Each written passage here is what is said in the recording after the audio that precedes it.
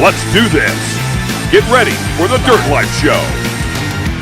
Yeah. Welcome to episode 81 of the Dirt Life Show. We are stoked to have you guys here with us tonight.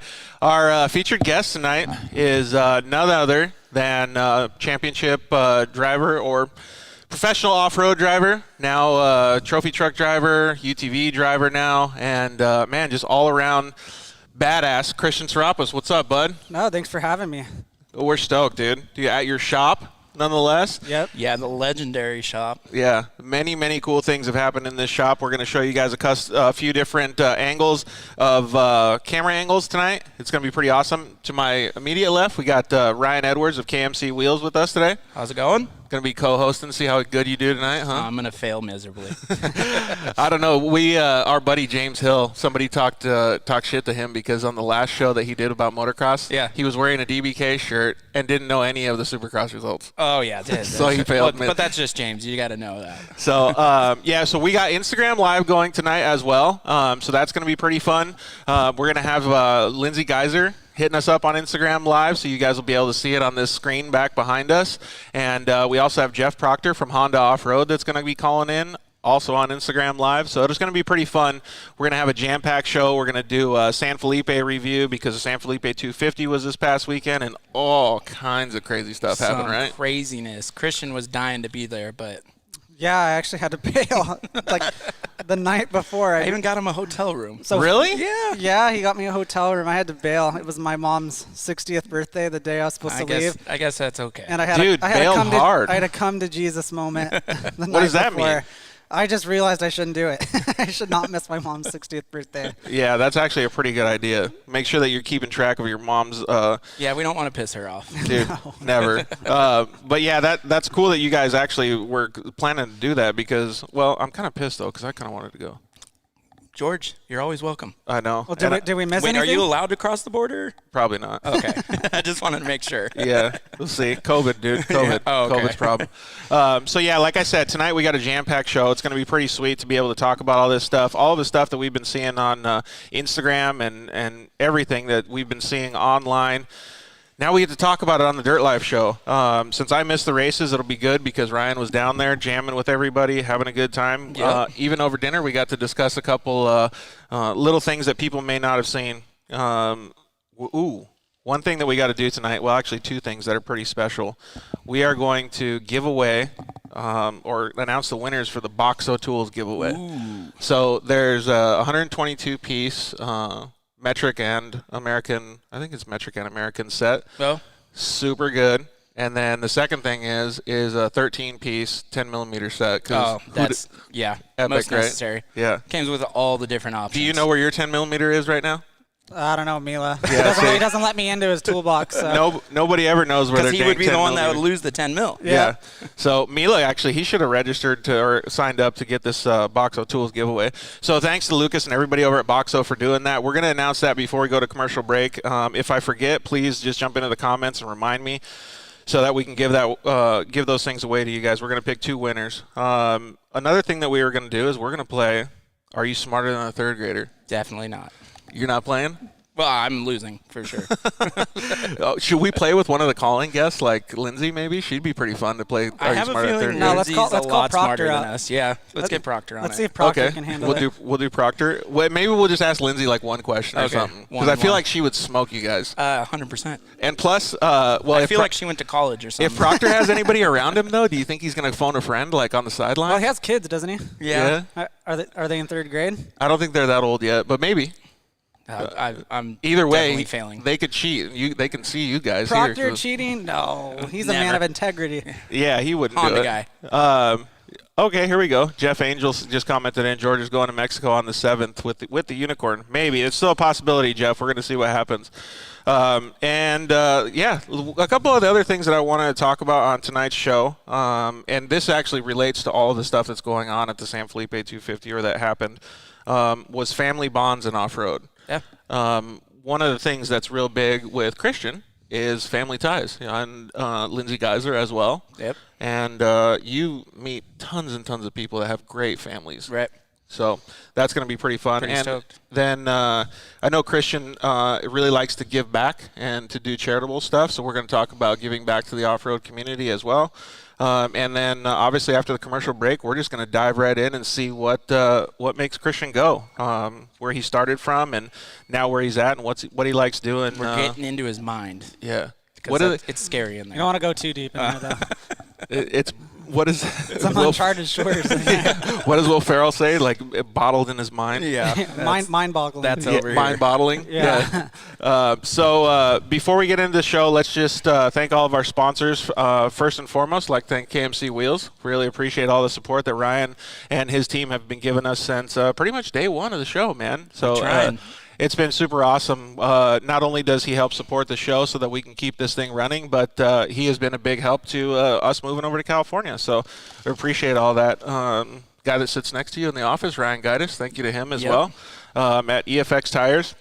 And I got my Shock Therapy shirt on today. This is a special edition shirt. It's got the Tube Sock Steve logo on the back. I don't know if you guys got to see this, but ooh, that's pretty aggressive. It's pretty badass. Happy birthday, Tube Sock Steve, over at Shock Therapy last week. Unfortunately, I had to replace his Dirt Life hat because it got smoked by him getting slammed with a cake in the face. Oh, well, I mean, that's good. So those guys at Shock Therapy know how to have a good time.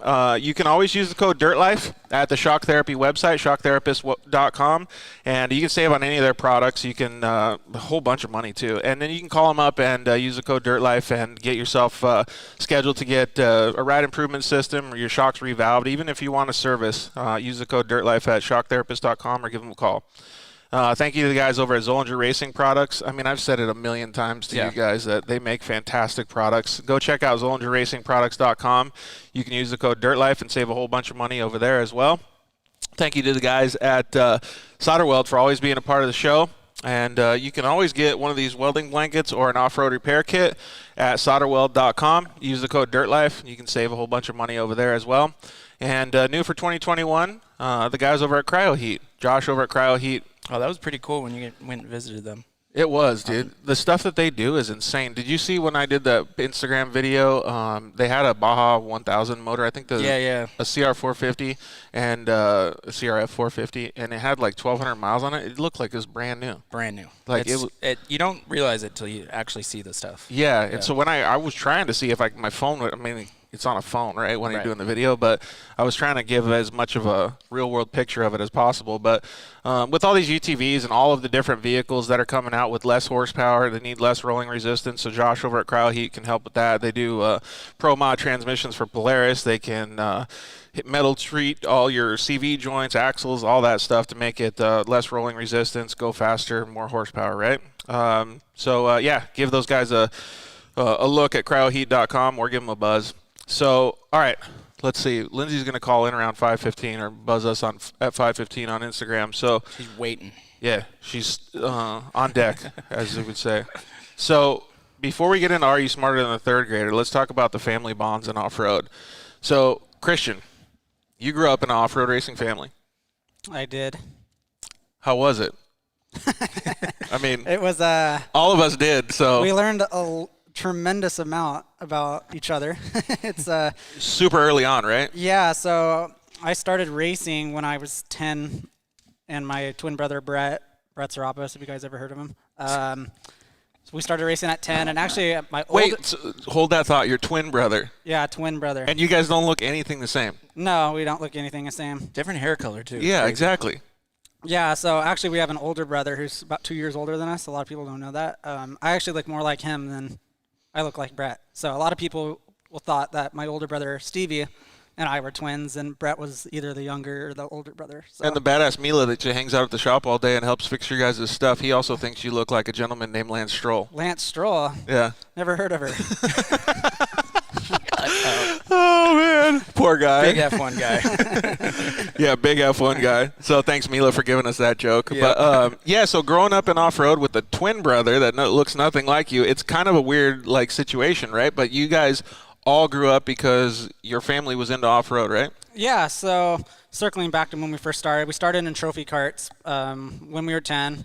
Fun fact, fun little nugget, all three of us were in the very first trophy cart race. that Really? ever happened in existence. It was 2005, I think. Core Chula Vista is when it went down. Jesus. So it was a super long time ago. I mean, yeah. I don't think I knew off-road existed then. I mean, it was pretty fresh on that scale. Yeah. But I've been going to the races ever since I could remember. Right. Remember going to Prim in 03, Laughlin 02, and my dad was racing the Corona Extra buggy. It was before he was even in trophy trucks. And then remember, like 05, he got his first Porter trophy truck. And I just always remembered going to the races when I was a kid, getting out of school early, like on a Thursday afternoon. My mom would pick us all up, and we would do the 5-hour drive out to wherever we were going, Parker, Laughlin. And I loved it. Whenever I was daydreaming in class, it was always about off-road racing. And, I mean, I idolized guys like Andy McMillan, Robbie Gordon, Alan Pfluger at the time was doing really well. Garen Cadiente was doing really well at the time, and I really looked up to those guys and one day wanted to be just like him. Yeah. And you forgot one guy, too, McCachran. Yeah, McCachran. The first time I met Rob was in 2009. He drove my dad's RPS car. Yeah. And qualified at P1 at Parker, and he only went one corner, and the car broke down. And literally, like, before the train tracks, the car broke, and that was sort of the story of that. So then I didn't see Rob for a couple more years until he started racing full-time with my dad. So Because he raced the truck your dad has now, right? yeah, so when my dad first got the Geiser built in 2009, at the end of 2009, he raced it once himself at, I think, the Score Prim 300. But then him and Andy McMillan teamed up in 2010 for the whole Best in the Desert series. So my brother and I always had the advantage of being surrounded by really high-level racers right off the bat. So before we even started driving off-road, we were able to pick all their brains and sort of being the annoying little middle schoolers. Like, that's cool, though, because Hanging in the pits. they always say that, especially in motocross, too, is you always hang out with the people that you want to be, right? Like that you're shooting to be, like dressing to be the president of a company and making sure that you're shooting towards those goals. Like when I was racing dirt bikes, I always went and rode with faster people. So you guys got to be there even before you started getting behind the wheel. Yeah, and so being around those guys was a tremendous help. But when we started racing, our first off-road race was actually 2011 Blue Water, and we started in Trophy Light because my dad thought it was a really good class to get your feet wet. I still, to this day, believe that if you can drive a Trophy Light fast, you can drive just about anything fast because you think you're going to crash every 3 seconds driving those things. And they're that squirrely? They're a handful. Really? Yeah, and my brother and I didn't really do that great in them, so we thought we were just going to have a lifetime of sucking. And Not off to a good start. yeah, it wasn't that. We weren't horrible. Like, we weren't crashing or, like, messing equipment up. We were just, a little bit It takes some finesse. a little bit off the It's pace. like racing a Yamaha Rhino back in the day. You really have to, like, You have to hit the brakes and go 1 mile an hour through every bump? and Yeah. really finesse the thing. Yeah, and just to plug some people, like the Hengevelds and the Messers were both, like, those were the guys that were dominating the class back then. So getting a couple butt kick-ins by them definitely brought us down to earth.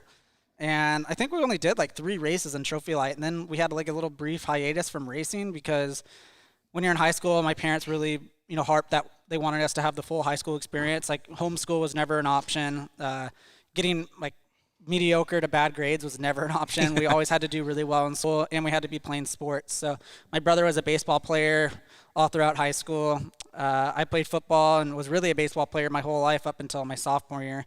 And I stopped playing baseball to run track and field, which was one of the greatest decisions I Yeah, I ever want to made. talk about that when we do it. But like when you're talking about family values, so everything is revolving around you guys as kids, like because you're doing one thing, your brother's doing one thing. Do you have any other siblings that were Yeah, doing so stuff? like I mentioned, I have an older brother named Stevie, and when we raced against trophy cars, not to circle back too much to trophy cars, but he was faster than all of us. And, Really? Yeah, and then he crashed one time really hard. And he was done. And it mentally got to the best Blew of him, which him out. I mean, it was a Class A wad up, and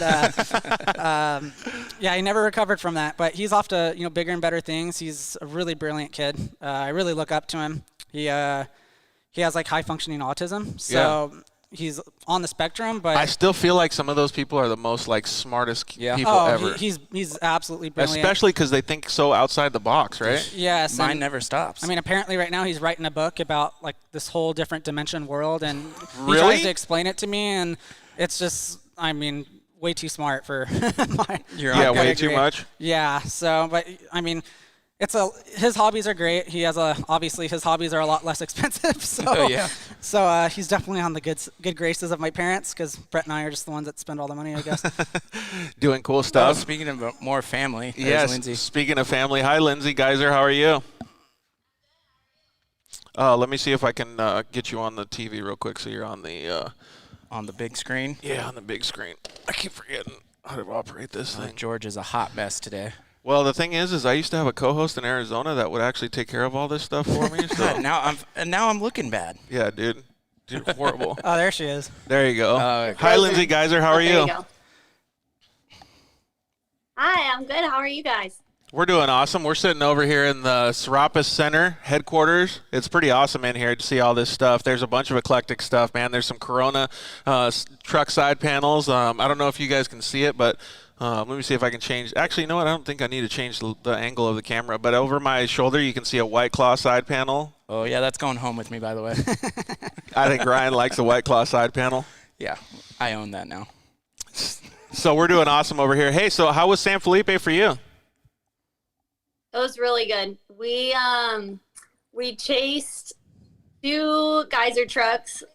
So we were all over the place. Jack started 10th, and he So who were you chasing? echoing really bad. Jackson and the RPM truck, correct? You guys Yeah, get- Jax was be a little bit more racing the detailed when one you're neon talking about the yellow people. with student driver all over it. Nice. That's a pretty good sponsor, right?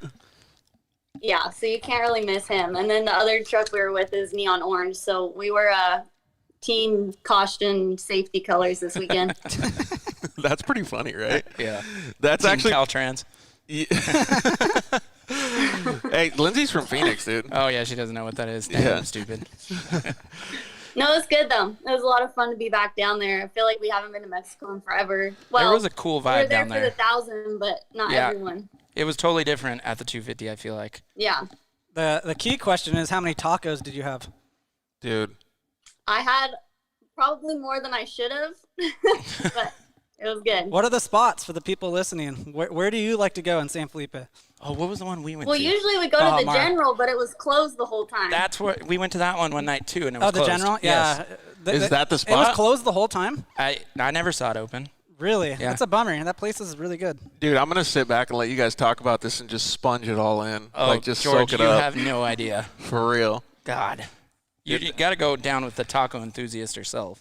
Yeah, She's screw you not guys. an I'm- enthusiast. She's a connoisseur. Yeah. She's a taco connoisseur. So, hey, funny story, though, before, like, when we're talking about this, I didn't know who Lindsay was, like, until about probably a year ago. And this dude messaged me on Instagram, and he goes, fuck, dude, you like tacos so much. You got to follow this girl, Lindsay, because she's, like, super into tacos. So I went on her Instagram, and I just went right into her messages, and I go, I heard you like tacos. Match made in heaven. Yep.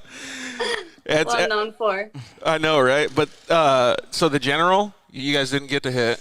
Yeah, it was closed. All right, and so then what's the second best then? what was that? I love the one in Valley T. It's a little Oh, bit yeah. of a We're hike. talking San Felipe though. I mean, I'm willing to drive an hour out of the way just to go to the one in Valley T. Yeah, that's true. All right, so let's let the expert decide whether that's good or not. Do you agree, Lindsay? Where? The Valley T The taco Valley stand. T taco stand, yeah. Oh, yes. But they're known for Yes. their queso tacos. It's Oh, so yeah. good. Those Yeah. queso tacos are next level, huh? Yeah. Yeah. When they do them right. How do they make those ones? Fuck the Dirt Life show. We're gonna have a taco show. Yeah, why don't we have like a taco podcast? What makes those tacos special is just you don't know what meat it is. You don't know if it's from a cow or Whatever. What it is. They grill Whatever. it all together. Uh, Everything's grilled together. So, and honestly, whenever you have it's so for those that don't know where Valley de Trinidad is, it's sort of Echo is it's sort of terrible. in the middle of nowhere, and usually you get to that spot right after either a half day or a full day of pre-running. So it always just hits different. I think anything would taste good. Yeah, yeah, and that's just cheese and meat and And that mixed with a beer, I think it's just the whole experience gets you. yeah. It's usually after a hard days of work and you're really exhausted, and it's just Wait, absolutely Lindsay, amazing. I did not see you in San Felipe. I'm kind of I pissed know. off about that. And I was with Corey, so you know he was looking for you. Oh no, he found me at one point in the middle Oh, of the he did? desert. Yes. And he asked me for hats and T-shirts, and I told him not happening. In the middle of the desert. Oh yeah.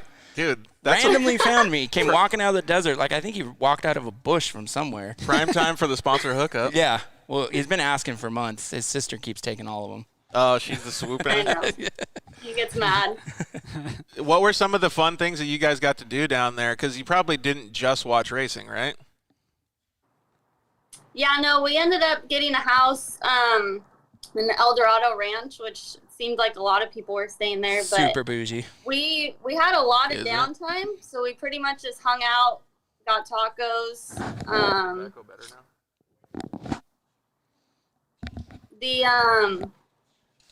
Went to the beach a little bit, but it was a super like laid back trip, which was fun. It was almost Yeah. like a A vacation. lot of tacos. Yeah. Well, speaking of family time, like she gets to hang out with her Well, dad and brother. That's what I was going to say. Like, and well, Proctor is all about his family as well, so we'll talk to him about it. But how is it hanging out with your dad and your brother at the races? Because we're going to start talking to Christian a little bit here about his family and how they grew up racing. Like, do you get to? Well, you don't really get to see them that much during the week, right? So when you get to have that family time, is it pretty special? Yeah.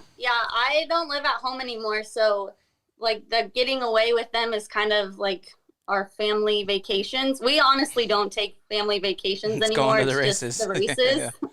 But we have more fun doing that. We used to go, like, we'd go to California for a trip or whatever, and we were like, well, this is boring. Like, There's when nothing going on. to do. Yeah, exactly. So we like spending time together at the races. It's a lot of fun, and me and my dad are really close, and so it's cool to go That's the hang way. out with him for 5 days. I mean, my family the past 2 years, more than that, 4 or 5 years now.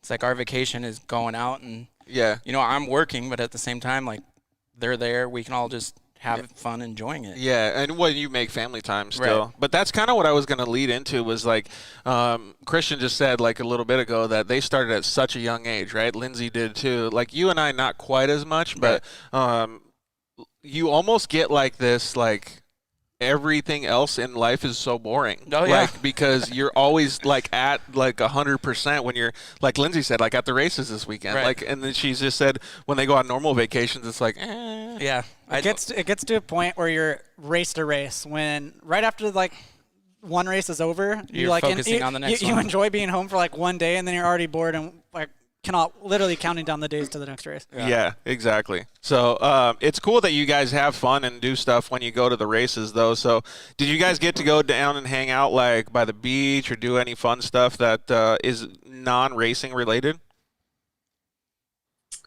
We do sometimes, but honestly, we're usually working on something. Rick is notorious for finding like random jobs for everyone to do. Like if we're just all sitting around, he'll tell us to like switch the trailers from the truck, like pointless stuff. Just to make keep us jobs for you busy. going. So we usually got something to do, but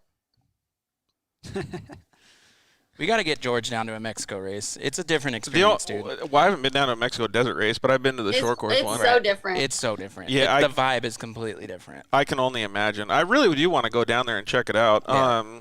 But I'm like, since we'll just call me the Mexico Virgin because I've only been to a short course race. It doesn't count. Doesn't Yeah, count. that's what Yeah, I mean. So I completely kind of want to go down there and just do a little pre-running, like in the Unicorn, like Jeff said, Right. and break myself in because then when you guys take me down there, you're gonna probably throw me in the fire. That's going to happen no matter what. Yeah, you haven't lived until you have spent a night blacked out in Papa's and beer, and then somehow you end up in Paris and you don't remember how you got there. That's By when you know- himself. that's when you know Really? you've made He's it. talking from experience, by the No, way. of course I'm not. No way. One of your friends told you? Yeah, I think it was a dream actually. It sounds like The Hangover, but in Mexico. Seriously. But for some reason, you get right back up, you start eating tacos, and go right back into it. pretty much. Yeah, that sounds pretty epic. So how'd your guys do down there, Lynn? Jax ended up 5th, and we were also there with the twin engine truck. They raced in the Legends class, and I'm pretty sure they ended up 2nd in that class. So They were in the pit It's good. by me for a while. What happened there? Working on yeah, one of they the had engines? some issues with the CV, Oh. so they were there for a little bit. It But was like 105, I think, is where we were at. But Persabu. yeah, Were those is that truck super fast? it's loud. Oh, It really? has 2 engines, right? Yeah. That was a twin engine truck, right? What engines does it have? Yeah. That's a Lindsey Geiser question. Yeah, what engines Fill is us in in, that Lindsay. bad boy? What's that? What engines are in that thing? I don't know. I know it has 2 engines and 2 transmissions, and that's about the extent that I know of that truck. And it's 4-wheel drive too, right? Yeah. Dude, So I don't know. So the back engine controls the front wheel drive, and then the front engine controls the rear wheel drive. Is that correct?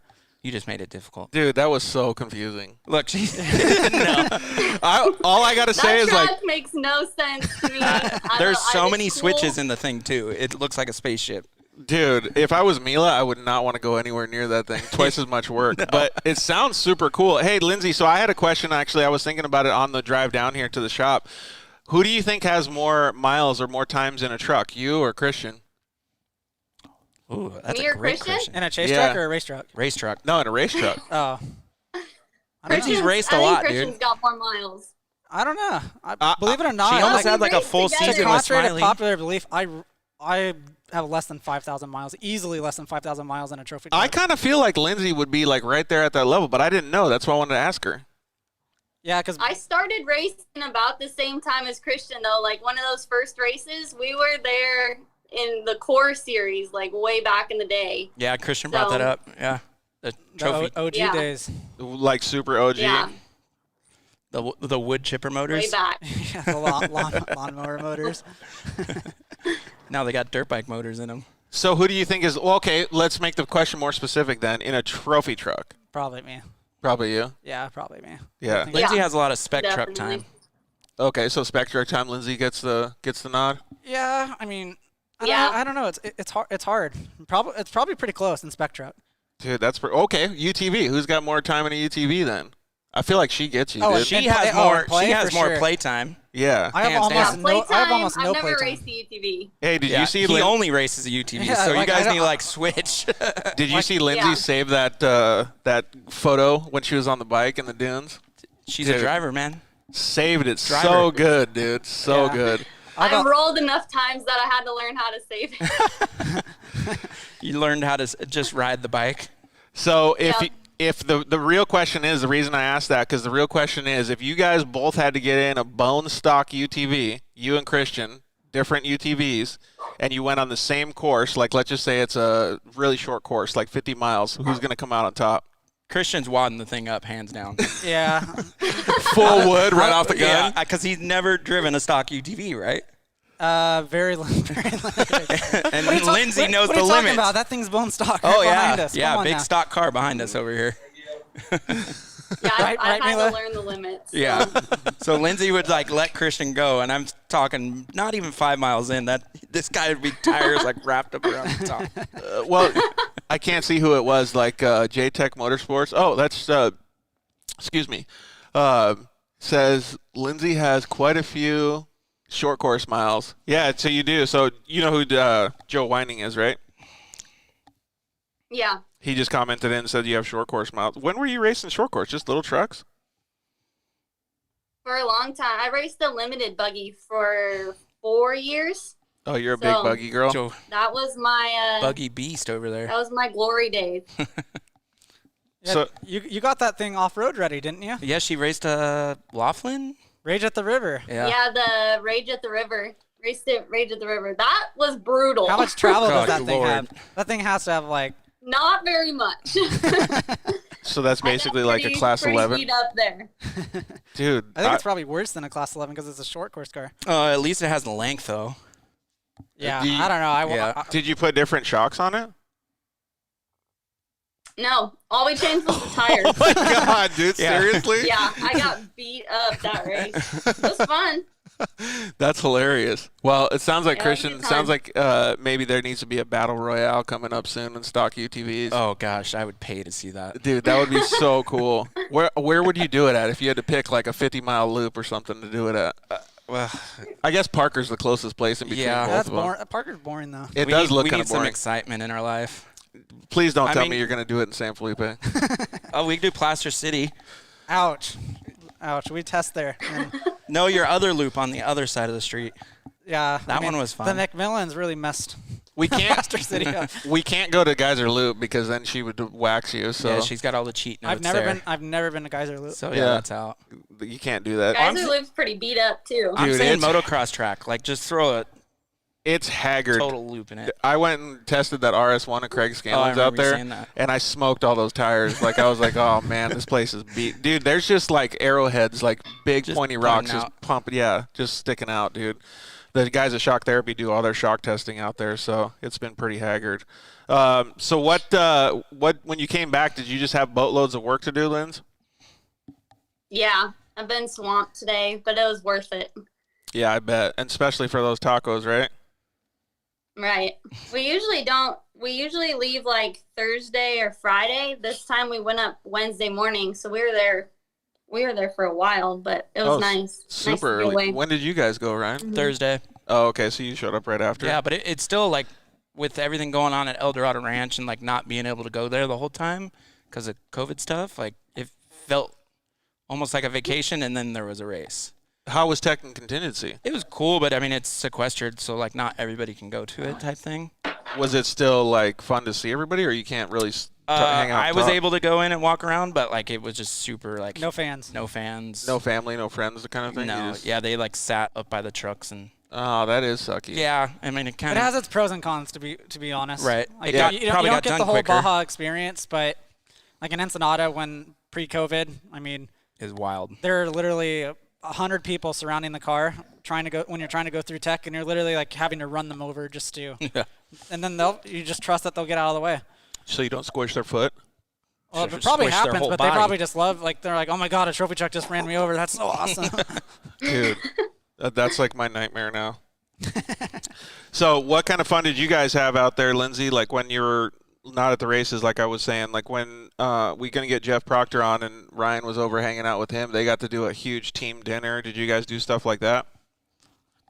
Yeah, Rick always cooks for us, so he brought a bunch of food, and we had probably 50 people at the house, and I never get All invited just because her hanging brother out. hates me, so Oh, what? yeah. it Must was got a lost in the no mail. invite. What if you bring some merch? Oh no, still Corey probably would ban me. Oh, man.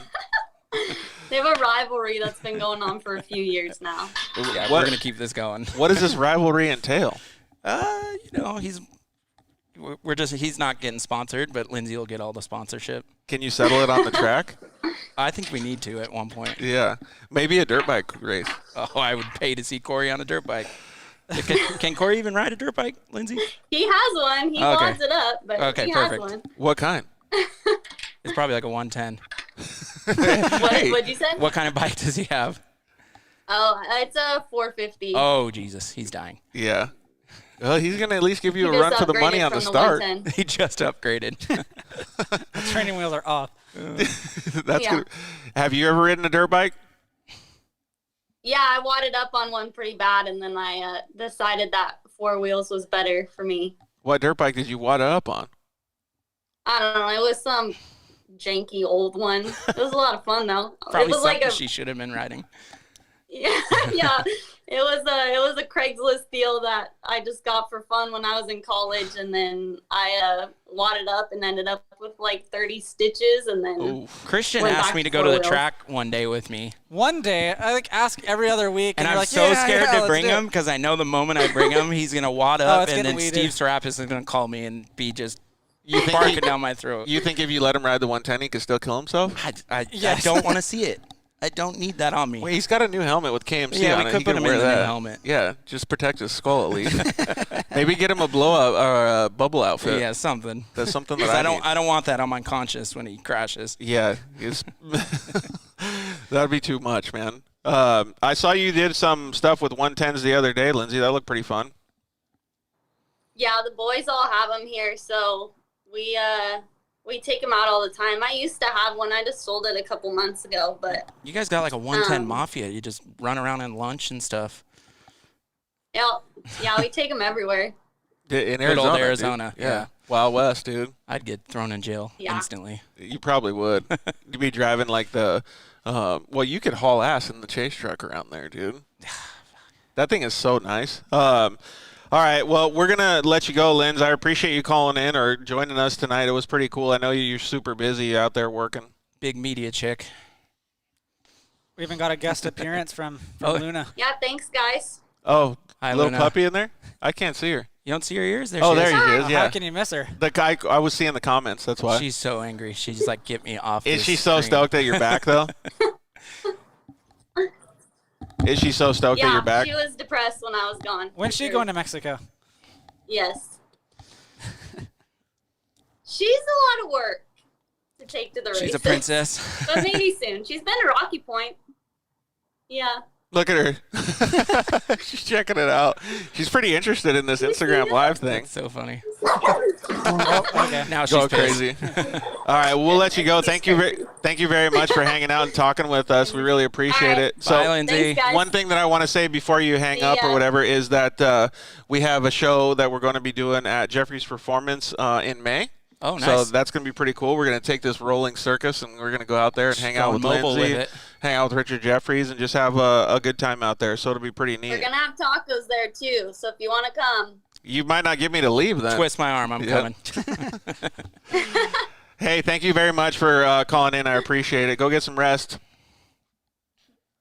Thanks, guys. See ya. Later.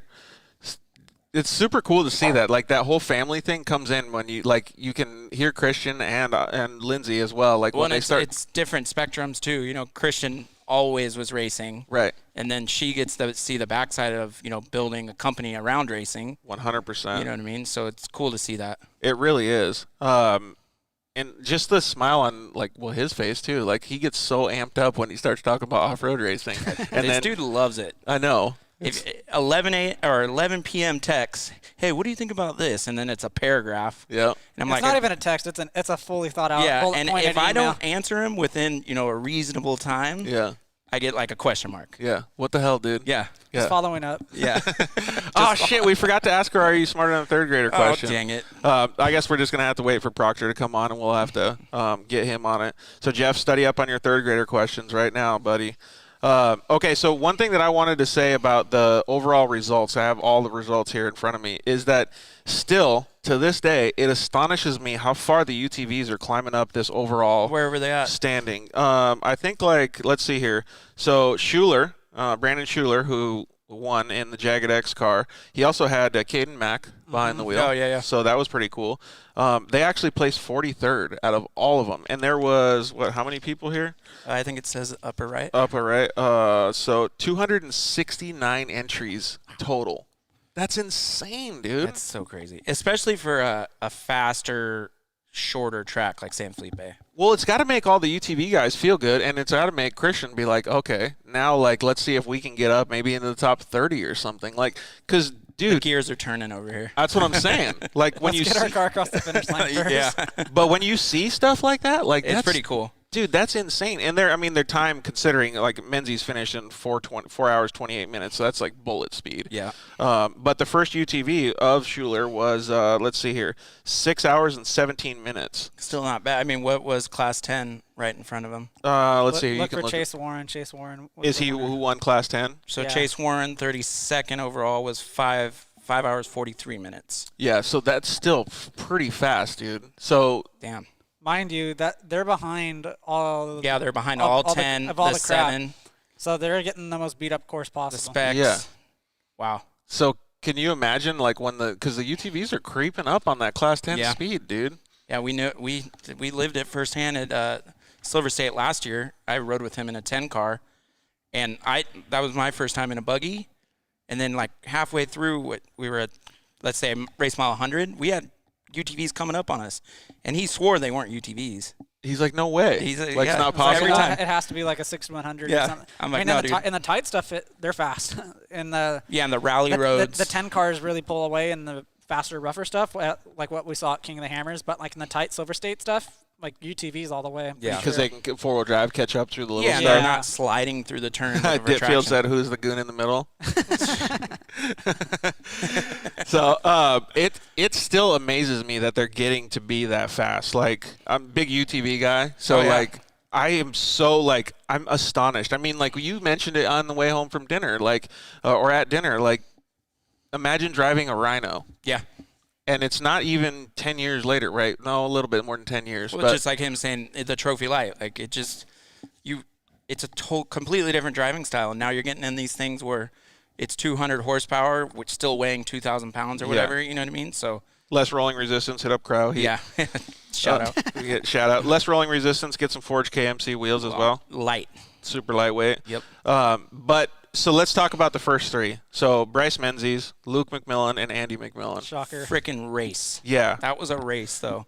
All Those dudes fantastic. were cooking. All fantastic drivers. And Wait, pause.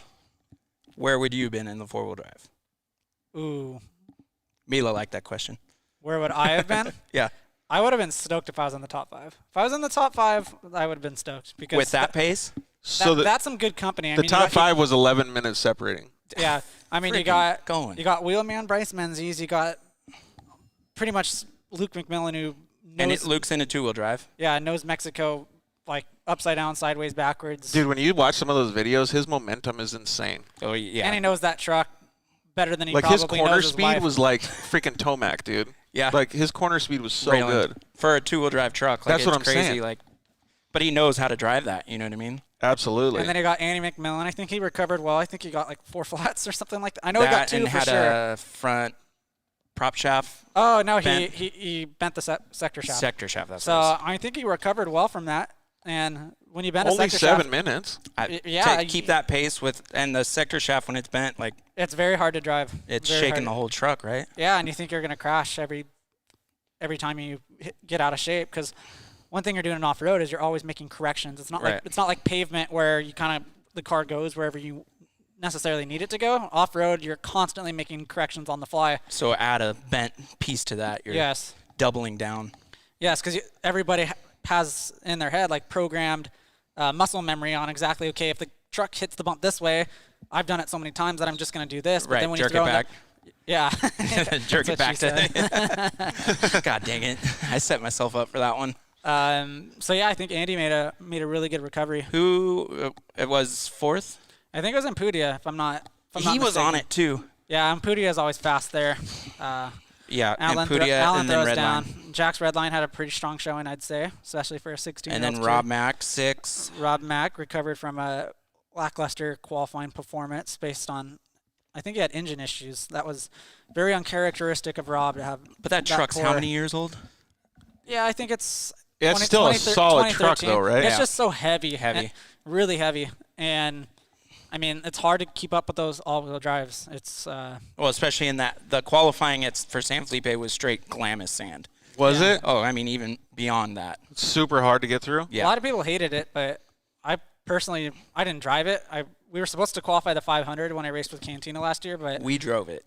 we like pre-ran it like 25 times, and it looks like a fun course for Yeah. sure. It's different. I think it was a driver's course. I get bored with all the qualifying courses that don't really take a lot of finesse, and you see a lot of people who. It's all normally- based off like very minute Yeah, times. Yeah. I'm not gonna single out organizations that do boring qualifying courses, but Well, it puts the right people up in the front. right. You know what I mean? The guys that are going fast in a messed up qualifying loop like that, they Right. deserve to be up there. But I do think qualifying in any capacity is better than not qualifying at You're all. qualifying Silver State? Yeah, UTVs, I guess, are qualifying for the first Yeah, time. did you know that, George? And UTVs are qualifying for the first time for Silver State. Oh, man. And you're not going. nope, he's missing it. Dude. I Don't don't want re- to cancel Gunner's vacation. Don't keep reminding you. Yeah, so no, I like qualifying in UTV because I think it really humbles a lot of people. People who think they're a lot faster than they are might not be as fast as we think. So it's one way to spread it out. I think it's where the sport of UTV racing has come. Like it Well, just it needs needs to to be, happen. too, yeah. Right. Well, I think it's amateur, in my opinion, to not qualify. I mean, Right, with how many entries we're getting. yeah, Totally agree. and it's unsafe. I mean, there's a lot of guys in UTV that don't understand the concept of if you're caught, you're obviously substantially slower than the person because running down somebody who's slightly slower than you is not an easy task. So if you've caught somebody, they're quite a bit slower than you. Oh yeah, and especially in a UTV Yes. where you're all the same, playing field for the most part. Yeah, for the most part. Like when you see the separation, though, like I mean, like the first Jason Coleman, 12th place, was the first Spec Trophy truck. All the top 11 guys weren't even barely half an hour apart, dude. It's so crazy. It's For crazy. 300 miles of racing. Hey, and then so speaking of, we got Class 7 champion Jeff Proctor is joining us on Instagram. What's up, Jeff? How are you, buddy? Jeff Proctor is joining us on Instagram. What's up, Jeff? How are you, buddy? We got a little bit of echo there, Jeff. Can you hear us? I don't know that he can hear us, actually. Let me Hey guys. Oh, there's Jeff. Yeah, there you go. So now we can hear you, buddy. Can you hear us? Yeah, I can hear you guys just fine. Okay, cool. Yeah, it's nice and clear now. So, yeah, just to because I was just talking about this, the UTV's moving up, but Jeff's also doing the same thing. Like, he's got his Honda Ridgeline coming up, man. He was 30th overall out of 269 entries. That's fantastic. And he didn't let one Class 10 car beat him. No, dude, all trophy Look at trucks, that. all spec trucks and trophy trucks, and well, And you a started class, behind him. a couple class ones. No, one class one. Dude, Yeah, that's but he starts behind all the 10 cars. every single one of them. Correct. Holy crap, man! Well, good job, dude. Yep. Get it on the number 1 box. Yep. Yeah, those 10-car guys are hard to pass. They're fast. They're light. They work well in those tight turns in the sand washes. So we had our work cut out for us. Yeah, but you did a fantastic job, man. So, about how far back did you start? Well, we start behind trophy trucks, spec TTs, 1 cars, and 10 cars. Yeah, and 10's like So- probably one of the top 3 classes in score, I would say. Yeah, one of the bigger classes. So, yeah, for him to come, there's not a single 10 car in front of him. 10 also has good drivers Chase- in it, too. Because Chase Warren, Boogies. Yeah, it was 2 behind him. and 10 has good drivers in it. Really good drivers. Yeah, so, man, it's pretty awesome to see that you guys came across the line in first place, though, man. I think it's actually your first San Felipe 250 win, right? Right. Typically, as much as we like San Felipe and we'd like to have it on our schedule, there's just other races that we've chosen to race and go after race wins in. And this year it just happened to work out that San Felipe could fit into our schedule. And so we took up the opportunity. It's a fun course. It's a fast course, but we also know it's one of the rougher courses in desert racing. So we had a ton of fun down there. How'd the truck do? Because I know that you guys did some adjustments and stuff on it for the race. You see that thing working? It doesn't even look like a Class 7 truck. Honestly, it looks so sweet. Like, Dude, it was cooking. I want to hear from the man himself, though. Honestly, a lot of it is this Tisco chassis. I mean, we had a previous Gen 1 Ridgeline before this, and when we moved to the Tisco chassis, the thing is so well balanced and set up so well that we did some fine tuning on the shocks with SDG and Fox, and I really like the way it handles. And it's set up for the big bumps, and so that course really favored this truck, and that's why we were able to reel in all the 10 cars. They don't like the big bumps. Well, and then Hammers was super rough too, and you guys had a good performance there. Yeah, this truck just likes the big bumps and likes when it can get high speed through the big bumps. So we definitely can perform at a decent level when the course favors this truck. Super cool. Yeah. Well, and also it's running KMC forged wheels, so Obviously. that, That's the number one. That's entirely the reason why. Yeah. It's got to be those KMCs. And also, I mean, big reason I would say of your success is just your prep the last couple of years has just been amazing. Yep. Yeah, absolutely. Evan and the boys, Evan's my navigator, but he also oversees all of our prep. And, the truck has just been flawless. KOH, it was flawless. No issues at San Felipe 250. And for us to just keep moving down the course, I mean, that's a big part of desert racing is not having downtime. And, that a lot of that happens to be in the shop. It's 85% prep and the rest of the other 15% is the driver. So I think if you got to give credit to the prep guys where it's due, and hats off to Evan and the crew. Yeah, they've been doing a fantastic job. I've had the opportunity to go, and I know you have as well, to go check out the program that Jeff operates, and during the week is what really helps them win these races, man. It's a factory effort. You can And see it. yeah, we got Mila sitting behind us or sitting out in front of us over here, and he's one of the ones that helps you do all your stuff, right, Christian? Yeah, without him, there is no Sourapas Bros Racing. I mean, Yeah, because Christian wouldn't be able to turn wrenches. Let's just say it. I can barely tie my shoes. Hey, and so Hey, Christian, we're in the same boat, Christian. My guys won't let me touch my truck either. So it's a good thing. I push all the paper in the office and turn the wheel. Hey, so we're big EFX tire guys over here since I'm a side-by-side guy, but you guys brought home a victory for Maxxis, your new tire sponsor. Yeah, couldn't be happier with the new Maxxis partnership from the new Razor XT side-by-side tires. I'll tell you what, on our side-by-sides at San Felipe, they look like they hadn't even raced. The tread was still perfect. We could go and run another race on those tires. So we know for sure those tires will be good for an entire Baja 500, if not more, on the side-by-side front. That's the Razor XT. And then on the truck, gosh, I mean, a lot of you out there know we've been racing 37s for the last 6 seasons. And switching from 37s to 40s is huge. Christian knows, is an absolute game changer on a truck. And so Evan and I, in the middle of the race, we're going through some big bumps, and we're just like, can you believe we wouldn't be able to race this race on 37s or carry the speed that we were carrying on Saturday if we were still on 37. So, hats off to our entire race team over at Maxxis. They build a heck of a tire. That's pretty And badass. We're so stoked It's on the crazy. partnership. Seeing that truck perform, like I said, like you see spec trucks coming, and when Jeff came, like there was not much of a difference. Really? He had the same speed coming in and out of the corners. So that's why the results show that he was passing those guys. That's Yeah. pretty bitchin'. Hey, one of the things I wanted to ask you about, Jeff, was I saw on your social media, this has pretty much, well, it might have something to do with the San Felipe, but you had some sort of like, liquid or fluid system in your truck that you just put in there. What the heck is that thing? That looks awesome. the future. Gosh, I'm going to say What like is it, dude? a giant commercial. The today, Fluid but, Logic deal. So, yeah, we just recently partnered with Fluid Logic, and as many of you know, hydration is such a big part of desert racing, and it helps with your cognitive abilities, your ability to focus on the terrain ahead. It allows you to have energy and sustainable energy for a long time when you're behind the wheel for 5, 6, 9 hours at a time.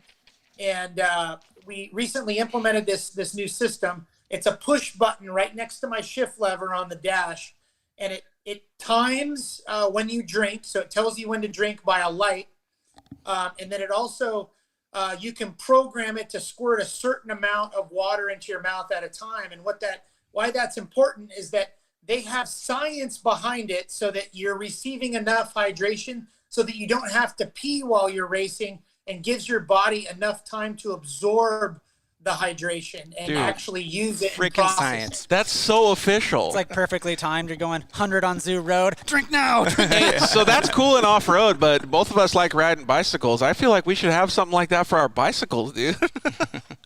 So it's funny that you say that. So we had the CEO, Ed, out and one of their marketing guys, Austin, out to one of our tests. And, they were saying that they actually have something that's going to come in the form of like a backpack that'll have the battery-operated pump in it.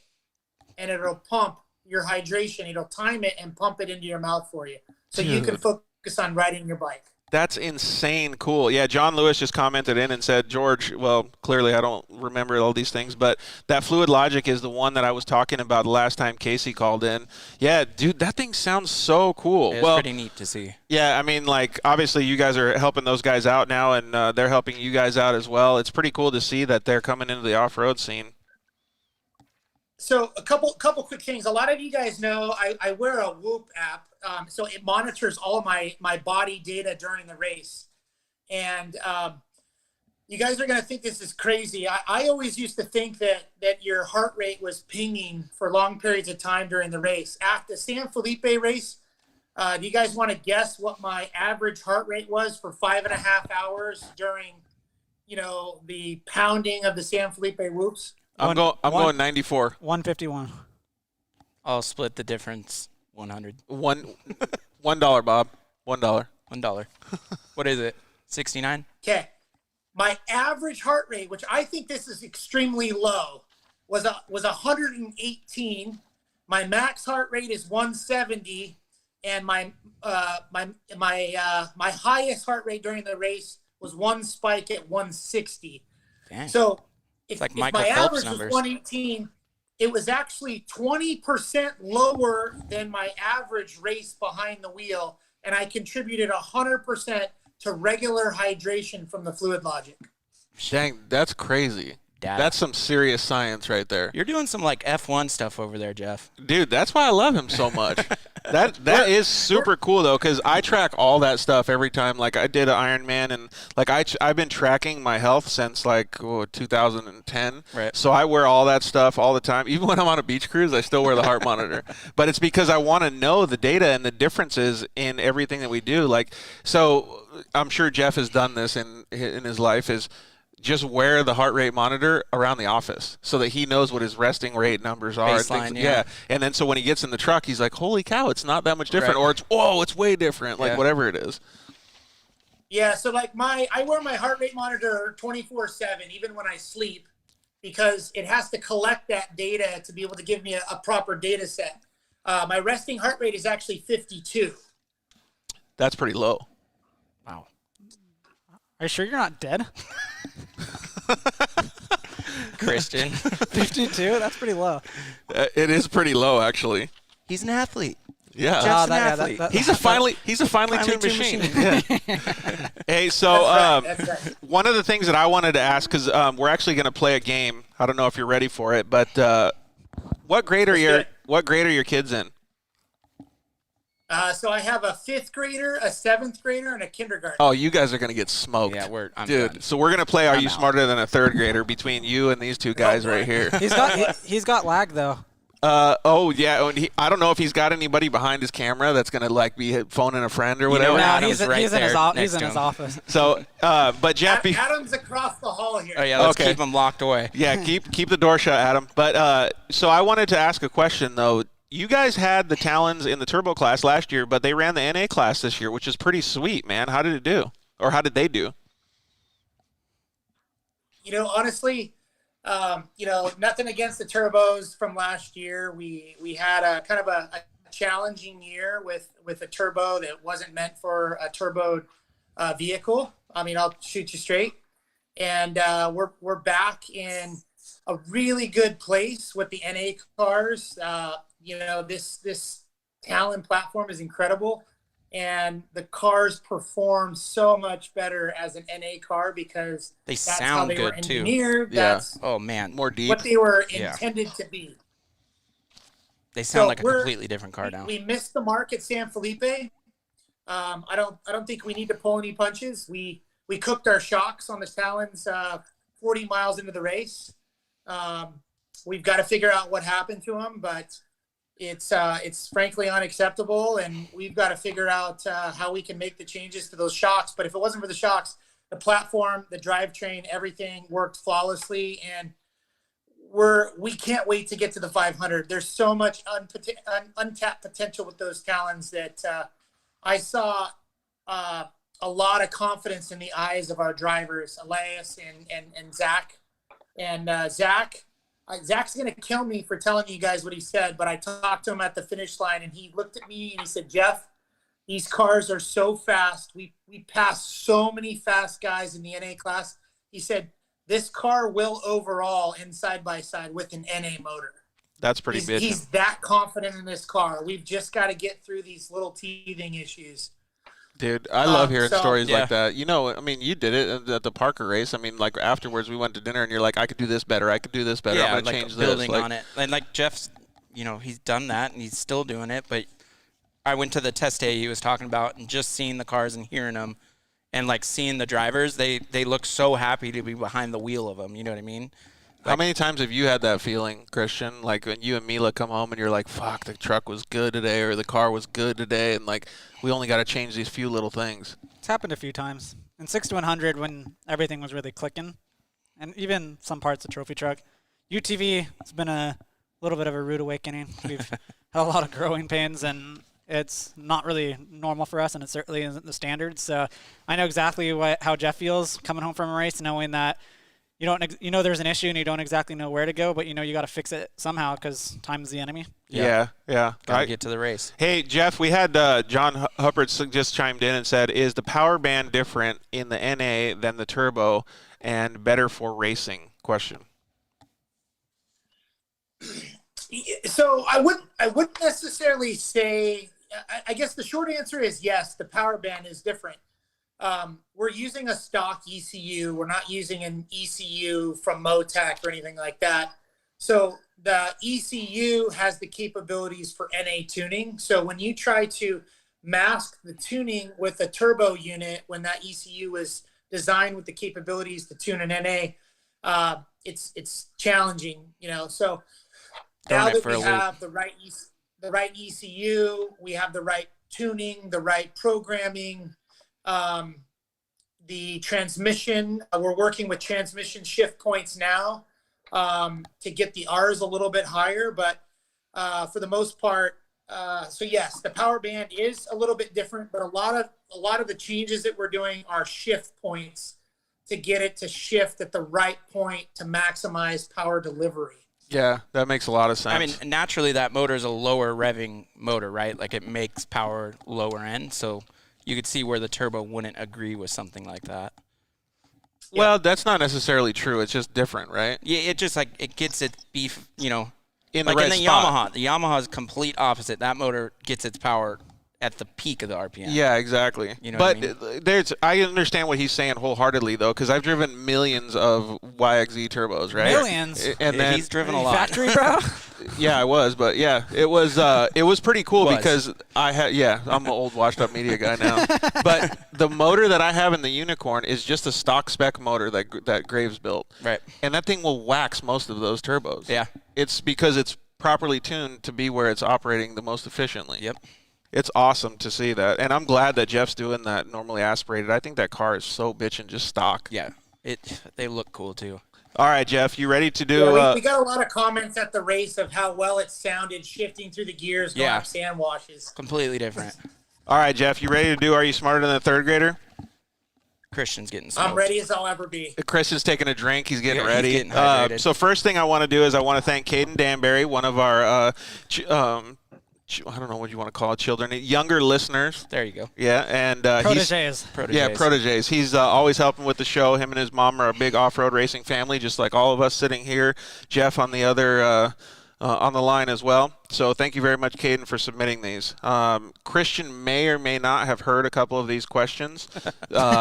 So your name is your buzzer. No cheating, Christian. Am I just disqualified if I've heard the question? Let's see how you do on the first three. We might kick you off. Okay. Oh, wait. Are you saying that I prepared for this? Because I definitely did not prepare for this. Full disclaimer. Just forget whatever you heard before. Okay. All right, your name is your buzzer, Jeff. So anybody that wants to chime in, your name is your buzzer. The first Thanksgiving was celebrated by Native Americans and what other group of people? Ryan. Jeff. Pilgrims. Jeff, I don't know if we have a lag, man. Yeah, so Ryan got it, Pilgrims. Look, he's still stumped. So Christian may or may not have heard this. I'm like, okay. Uh-oh. Hey, Christian, you got to use that USC education, brother. Yeah, he went to college. I did go to college. Dude, it's third grade, though. It's third grade. Barely made it past We that. got a peanut gallery over here just laughing, so it's pretty awesome to have these questions. I love this game, Caden. Thank you very much for submitting these questions. Tell Mila I said hello. Yes, Mila says hi as well.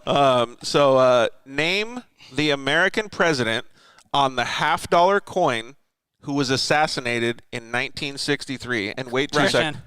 Wait 2 seconds so you can give Jeff the Christian. Christian. JFK. Dang, he got it. All right, so I guess your name is your buzzer, but you got to wait 2 seconds. Can we just do hands? Because I feel way quicker with my hands. The only problem with the hands is it won't be on the audio. Ah, dang it. So we got to use your name as your buzzer. All right, so do you know how much the lag was, Jeff? Maybe 3-4 seconds? Should we give you that advantage? It's at least 20 seconds. Jesus. All right, so let's wait 3 seconds before we'll you give him answer. 3. Okay, so what is the name of the book about a friendship between a spider and a pig named Wilbur? One. Jeff. Christian. Ryan. Okay, so He false started, All right. and I was first. So you guys all, let's just give Jeff the opportunity because that's BS. but it's That's a layup. It's 2 That's a seconds. layup. It's 2 seconds. So all right, Jeff, what is it? Charlotte's Web. Oh, all right. So it's all tied up right now. You guys are all neck and neck going into the first turn. I had that one. Did you? Yeah. All right, so 2 seconds. So What are we doing? Enforcing rules like best in the desert or what? yeah, it's like Lucas rules now. Anything goes on the track, right? All right. What is the name of a body of water, or excuse me, a body of land that is completely surrounded by water? Christian. Ryan. Oh, Jeff raised his hand too. We gotta wait like 1 second at least. Christian was first. Island. Yeah, you got it. All right, so that was an easy one. Keep We'll track let of you your have score. that So one. Christian's got 2, Jeff's got 1, and Ryan has 1. Oh man, this lag is killing me. So Just raise your hand like when he starts talking. yeah, just say Jeff right away. Yeah. Okay, so let's see here. Next question, number 5. What is the capital of New York? Christian. Christian, go. Albany. Dang it, dude. Yeah, This I would have US said New York. This USC education is coming in handy right now. Did you know that, Jeff? I did. Yeah. You guys are The too lag, smart. the lag is killing Jeff. All right, so let's try to wait 1 second. Wait till my countdown. That was I'll- like You gotta two. I tell heard him. one, You gotta tell two. Antsy boy over here. dude, he's hole shotting I those. have a complete disadvantage. Throw me a mulligan. All right, so how about I read the question and then I count 1, 2, and then when I get to 2, you guys can answer because he'll hear it by then. Okay. Okay. All right, sounds good. So, what is the closest planet to the sun? 1, 2. Christian. Christian. Mercury. Mars. Oh, he didn't say his name is Buzzer. He's trying to chime in and beat you guys. So, yeah, was right. it is Mercury. So, Jeff was wrong anyways. Dang it, Christian's coming ahead. Dude, I think Mars is further from the sun than the Earth, actually. Wait, which one's after Jeff. Earth? Mars? I think it's. See, I told you. I Dude. just hit his helmet with my. Hey, why we're playing this game, did you see this bad boy, Jeff? This Stilo helmet right here that Christian got? This thing is sweet, man. Only the best for this little dome piece over here. Dude, he even got the inside pads. They're blue, too. Milo, Wait, he got the blue Nice. pads too? Yeah, blue pads on Milo the was trying inside. so hard for me to just drop kick the thing so I can get its first scratch out of the way, and I think that's the dumbest thing ever that people Don't say. worry, I'm going to do it with my Yeah. elbow here in a minute. I always do that. All right, let's see here. So let's go to the next question. What's the score again? You're like 69 You're 3, to and then 1. everybody else has 1. So you guys better catch up quick. All right, Jeff? What is H2O also known as? 1, 2. Christian. Ryan. God dang it, Ryan. You're right behind him. Christian. Water. Oh, dude, you guys better catch up quick, man. I didn't even hear that. See, Jeff didn't even hear the question. I feel He really I- does have that a one doesn't disadvantage. work. That one, we delete that one. I don't know where I'd be in life if I didn't pay attention in 3rd grade.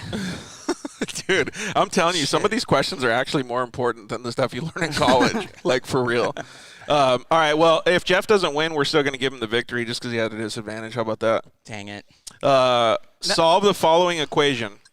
3 plus 2 divided by 1. Christian. Christian already knows the answer to this. No. Oh, yeah, I did, actually. I cheated. You guys can go. I know the answer to this one already. All right, yeah, because they got to catch up anyways. Jeff's raising his hand. Jeff, you didn't use your name as your buzzer, or we didn't hear it. 2. No. I know the answer. I hate math. This is so awesome, I man. hate math. Jeff, what's your call for that one? 5? It's 5. Yep, he got it. You divided something in there. 3 plus 2 is 5 divided by 1. Anything divided by 1 is the Fine. same number. I'm out. I'm out. You give up? Yep. All right. So Jeff has 2. You have what? 4 now? I stopped counting. Oh, my gosh. Burn! Got you guys. What did he say? He stopped counting. God. Oh, Who God. brought this guy? Dude, for real. All right, so we only got a couple more questions left. We'll just make this short. We'll get it over with. Who invented the light bulb in 1879? 1, 2. Christian. Brian. Christian? Again, dude. Tommy Edison. Yeah, Thomas Edison, but yeah, we'll take it. Oh, come on. What, you're We'll going to take it? Yeah, we'll take We're it. on that basis of Cancel it. Yeah. I know him Does he as call you a Tommy. Tom? Your friend? Does he Your call you a Tom? friends, yeah, you're on Tommy. a first name basis. Okay, so a gallon of water weighs how many pounds? 1, 2. Ryan. 8 Right. pounds. Oh, he got it before you, dude. He slid I in was there. going to say 5, so he Okay. wins. Jeff didn't use his name as his buzzer, but he still got it right. Yeah. He's just raising his hand. Let him do it. That's all right, though, because he's got a lag, so we'll give it to him. Yeah. What is the primary difference between ocean water and tap water? 1, 2. Christian. The salinity level. Dude, he still no name as his buzzer. Christian is heated. Dude, I he's see getting the smoke fired up coming out of over his here. ears. Jeff, you got Christian fired up, What is dude. this abomination of a show called Dirt Life? Oh, Christian's man. pissed. He's going to throw something here in a minute. Mike Gardner's chiming in and said Edwards and Jeff need to step it Well, up. Jeff dude. just took it home, so. Jeff is stepping it up. So he's actually right, but he used like a college answer. Like this is almost Jeopardy for him. It's just salt. That's what I was just Salt. I had Salt lined up on a tee, ready to Did take you? a whack, Oh, my and he God. just took the ball from me. We're going to give it to him. He's got a professional answer. Jeff's keeping it professional over there. You get 2 points for that one. Christian can't answer this one because he already knows the answer to this one, so it's between Sweet. Jeff and Ryan. It's a little more fair now. What is the freezing So my point? excellence is being punished. Unfortunately, you're still way ahead though, dude. What Never is the step your foot off the gas, dude. My excellence. I love this, dude. All right, so what is the freezing point of water? 1, 2. Ryan. Oh, Ryan. Okay. 37 degrees. 32. Wrong. Yeah, you were close. Oh, 32 is right. 32. 32. Yeah. Woo. It is 32. I just went off that one. Well, we would also accepted 0 degrees Celsius. Yeah, that's Celsius, above my what's pay that? grade. That's true. What is the force that causes, and Christian, you can do this one. What is the force that causes objects to fall to the ground? 1, Ryan. 2. Christian. Ryan actually chimed in first. We'll give it to him. Gravity? Yeah, Oh, yeah. buddy. There we go. Dude, Gunner's you're making Gunner proud now. Yeah. You're stepping I'm it back actually up, answering dude. correctly. So I I think thought you were going down the road of like Newton's law of physics. or You're something. taking it too serious. Dude, it's 3rd grade, man. Like, these questions will blow me away. Like, I wouldn't be able to answer any of these. So you guys are doing fantastic in my I'm book. surprised I'm doing this well. I think you're doing pretty awesome. When you get home, Emily's going to be like, dude, you're so smart. Yeah. Well, There's hope. for us. All right, 2 more questions. And I think if you guys get both of these right, or one of you guys gets both of them right, you guys have a chance to beat Christian. But if he gets one, then the game's over. All right. So, what is the capital of Nevada? 1, 2. Christian. Ryan. Give it to Ryan. Carson City? Dude, he got it. Yeah. So he's still in the game. Jeff, I think unless you get this last one right, actually, we'll do it so you can have like top of the podium. Let him have the first go. The first. Okay, that's yeah, because this one's a little harder. In what country is the famous Taj Mahal located? Jeff, Okay, Jeff. Jeff can take it. India. Yep, Oh. got it. I would have been wrong. Yeah, So, I was going to But- say Saudi I was going to say Arabia. Morocco. Still, See? All over the place. Christian still takes the victory. I think by 1 point. So, man, you guys came back though, dude. Way to come up through the ranks. You know, my good looks got me this far, so.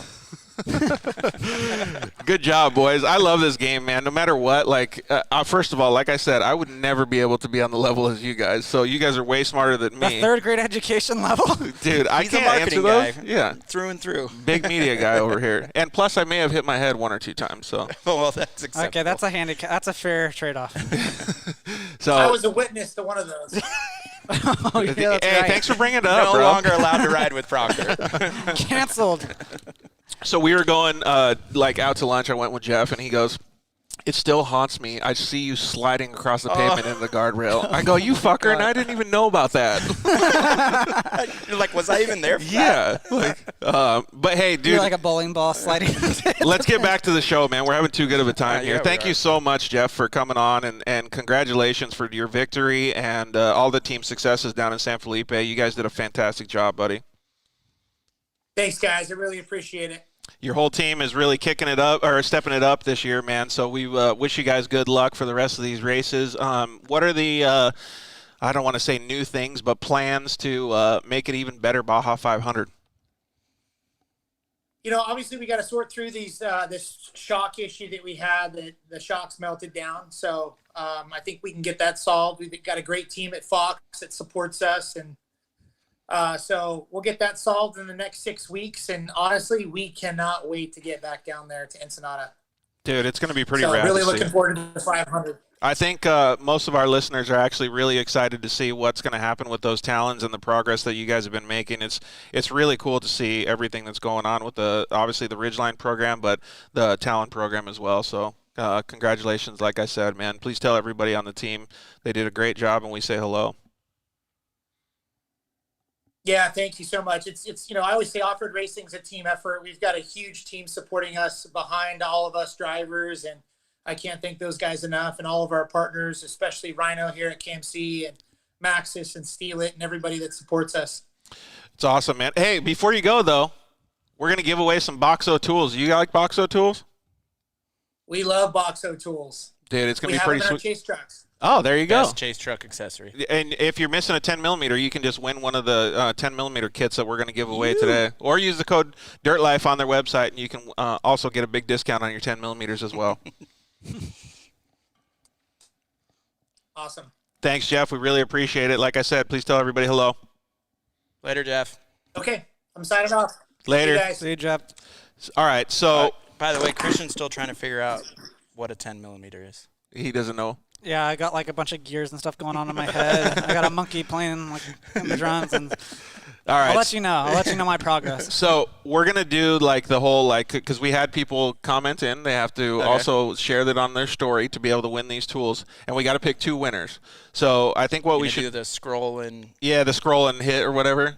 So we'll probably do this. Let's see here. Let's see which camera we're on. We're on this camera right here. So I think what we should do is I'll do the scroll. Okay. And then you want to pick for the 10mm one, and he can pick for the 122 piece set. give him the big dog one. All right. Is that cool? Which one do you want to give away first? 10mm? Yeah, we'll do 10mm. All right. So we're going to start at the top here, and then we're just going to do a big scroll, and Ryan will pick it. So let's see here. Boom. All right, go. Unbiased pick. All right. So right in the middle where you were, how do you say that? 134, right? Perfect. Yeah. So it's Montalto 134. So That's why I picked that one. Yeah, because 134, right? And let's see if he shared it to his story. Nope, he didn't. Oh, You're out, buddy. DQ'd. You got disqualified right away, buddy. Well, All is right. he private, though? You hate to see it. If he's private, it doesn't show. He wasn't. It said Okay. follow back. So let's see. Who's that? John S. Duvall. Let's see if he sent it to our messages. Yeah, There buddy. you go, John. So John Sandoval. So John Sandoval is the winner of the 10mm, dude. If you lost yours, now you got some new ones, buddy. That's a pretty cool set. I'm Yeah. pretty jealous. So I got to write this down so I can remember John Sandoval. Just take a screenshot of it. Screenshot that. Boom. Dude, Wow, you guys, technology. you guys are on fire. These third graders fired up your brain, Yeah, dude. all the gears are firing. All right, here, why don't you do the spin and give it to Christian so All he right. can pull up. So this is for 122 piece. Oh, you're spinning. Oh, dang. Second He's to going last. hard. Second to last. Who is it? The Gunslinger. Oh, you know who that is? I feel like he should be disqualified because that's Adam from the Honda. Bryant Lambert was the one that tagged that. Why don't we pick another one, dude? Okay, we'll pick. We got to make it fair. We'll pick. Christian's already picking Just his friends scroll and I'll stuff. tell you to stop. Stop. Who is it? Brothers in 250. See if they sent us a message. Nope. Disqualified. Honda guys, though. Yeah, Honda guys. Honda guys. That would have been cool. Honda guys showed up. Dang, so we Stop. got Sandoval already Let's won. do this one. So Oh, that's it is good. John Sandoval. Oh, he won twice. Again? He can't win twice. Why can't you? Because that's too much. It's too his unfair day, for- dude. It's This his is a day. big one. It's This is his a big day. one. All right, ready? Go. Stop. Who is it? Official Derv, our boy. Oh, it's Derv? Yeah. Nice. That's cool. He better have Did he send a shared it. message?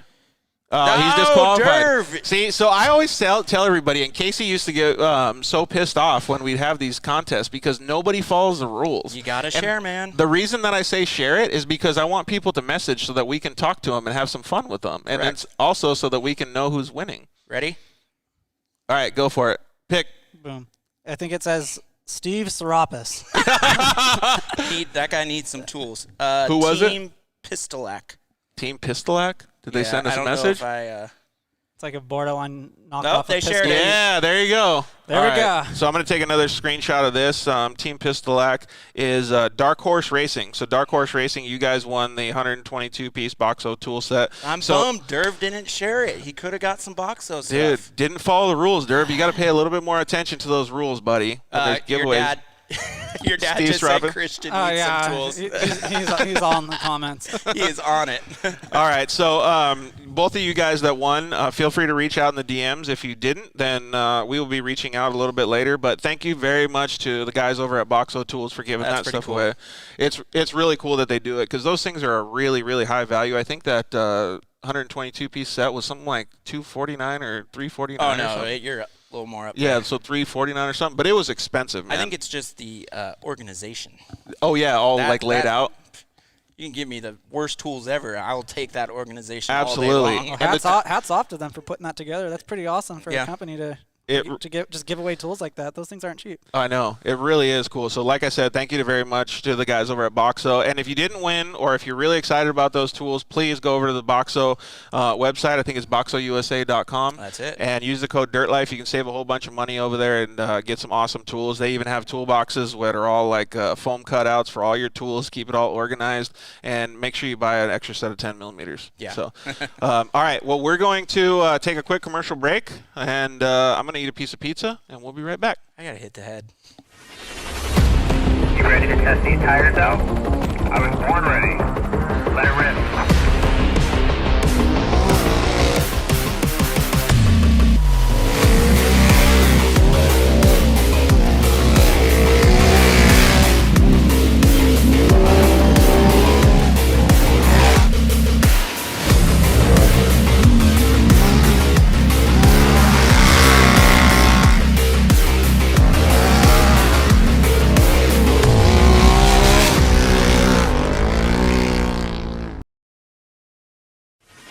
Shock Therapy, the premier UTV suspension tuning company.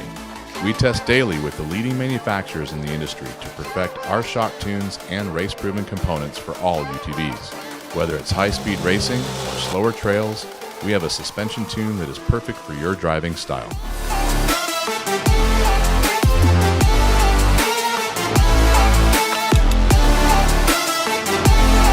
Visit shocktherapist.com to improve your ride today.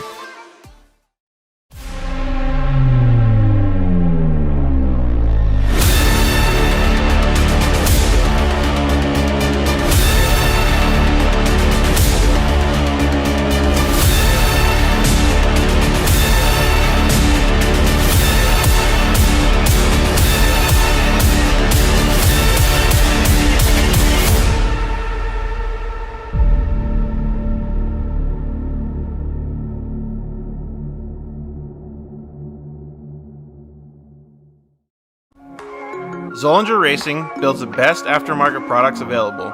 Products for your UTV or snowmobile, including billet radius rods, billet tie rods, billet steering knuckles, billet steering racks, alternator kits, and much more. All manufactured in the United States in-house at their headquarters in Nibley, Utah.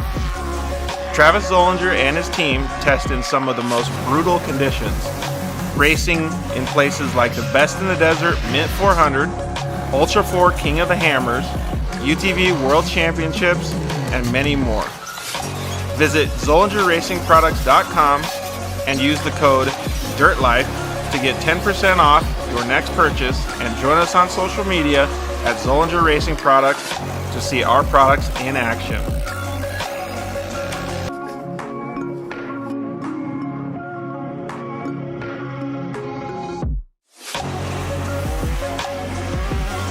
Zollinger Racing, the best products, period.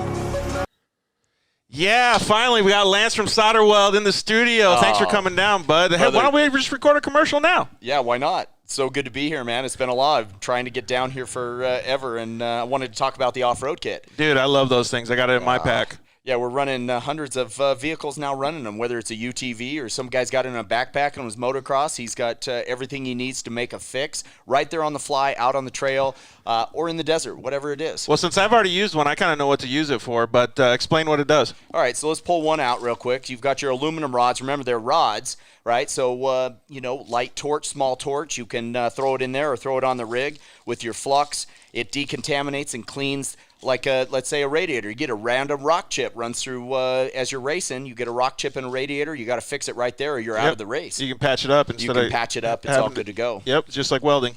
Yeah, also as well with that, you've got a brake line fix. So with your flux, you can fix a brake line, stainless steel, and then your hot block, heat absorption putty. So it keeps you from getting burned, number one, as well as keeps the heat from traveling. So it's really nice. I've used this not even to fix anything, so that stuff works so good, man. Listen, it's easy. It straps in nicely so that you have everything you need in one little place, and you don't have to carry a big bag in It's the like a first truck. aid kit for your vehicle. Yeah, chase trucks have it as well, so that if they need to make a fix on the fly, they can get it done and get it done quick and get you back in the race. Dude, those things are so cool. All right, so it's at Solderweld on Instagram, Facebook, and solderweld.com. Awesome. All right, thanks, bud. Appreciate it.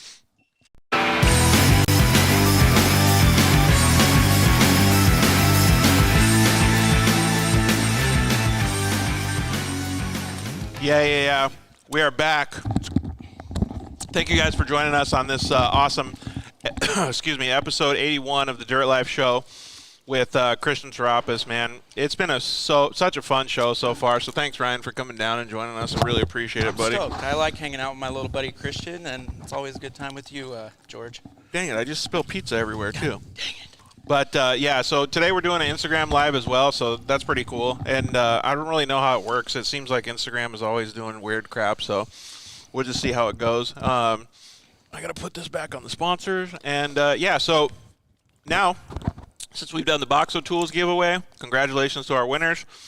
We're going to continue on that family topic in off-road racing and kind of get to know our featured guest, Christian Sourapas, a little bit more. When was the first time you actually got behind the wheel of a truck? You said you did it with the small trucks, but what age were you? So, off-road, I think I was 15 when I first dipped my feet into the water of off-road racing in a trophy light. Did a couple races in that. Just to recap, didn't really do that great. Thought I was going to have a career of sucking off-road.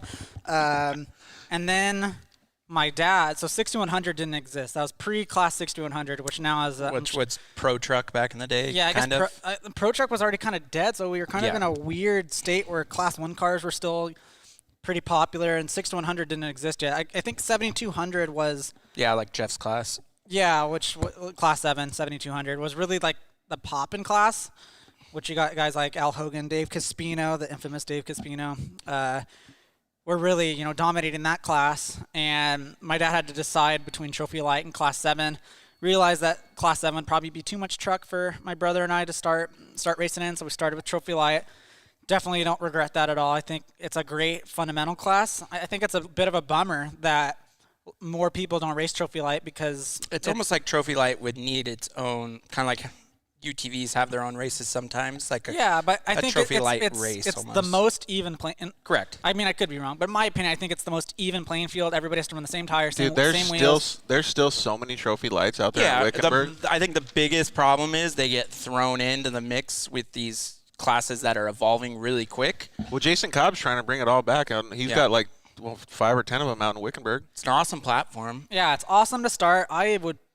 I'm fully arguing that it's a better class to start in than UTV, based on the fact that I think right now the barrier to entry in UTV, I mean, it could be low, but it could also be really high. Like, full disclosure, our car's over 100 grand, and in Pro Turbo, that's what you got to compete against to it's the only be way competitive. you're getting to the top. And it's funny because we talk about that as a winning level platform, right? Right. But people renew these cars 2 or 3 times a year. Like, they're building some like the Murray's, cars left and right. Another Can-Am team, their factory, man, they're cycling through them almost per race now. It's so crazy like to a me. new chassis, new setup every race. Keeping everything lightweight, which is good. And that's exactly what we tried to not do. Yeah, you tried to build a trophy truck. We tried to essentially build a Class 10 trophy truck into UTV, not throw away parts, and now we're throwing away more expensive parts. So it's learning curve. It's definitely been a tremendous learning curve. I mean, the guys and girls that race in the class, a lot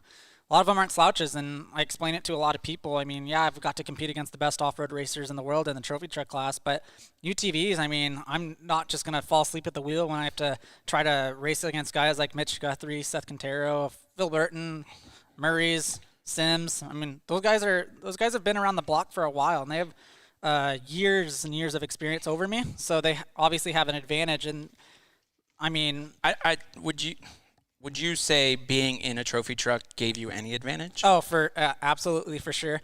But I think I feel like the depth of field and like what he sees is a massive advantage. Well, and everybody, for the most of the good trophy truck guys have really good limited class experience. Correct.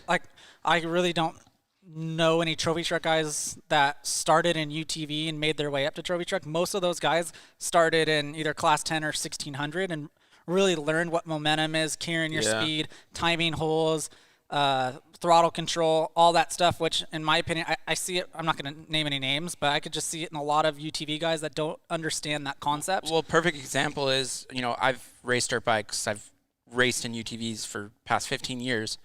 I rode with Christian in a trophy truck for the first time ever, and it was like a completely different world. Like the way he would throttle into things and time the bumps and set everything up, and then I rode with him in a 10 car, and he brought that same thing into it. So it's like, me, like, I know how to carry my speed. I know how to hit these certain lines. Dirt bike guy. Yeah, and he's like looking at stuff completely opposite. So it's cool to see both those sides of it. Yeah, the Dune and Destroy guys just commented in and said, what up, Dirt Life? I remember helping the Sourapas kids back in the TK days. What's TK days? Trophy car days. It's rad to see them make the transition. That's super cool, man. It's super awesome. Yeah, back then, those were some of the most fun days I had racing. Even you though guys were the CalGuard car? 1 year I was CalGuard, which was pretty cool. Good friends with that was the first sponsor? Rileys.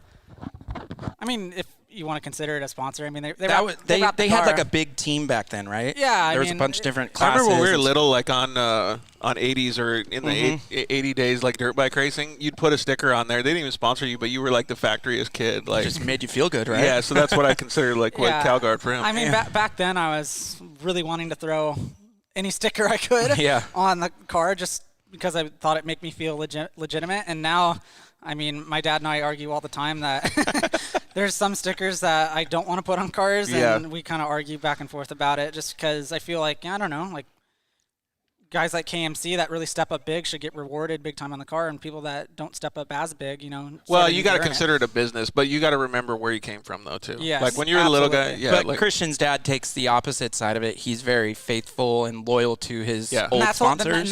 That's very old school. Right. He comes from the age of 80s where, I mean, a lot of those generation guys, came up together, which are still around in the sport. Like, where like getting a free set of tires was getting paid back then. Yes. You know what I mean? Nowadays, it's like, free set of tires, cool, I'll go to the next company. Yeah, thank you.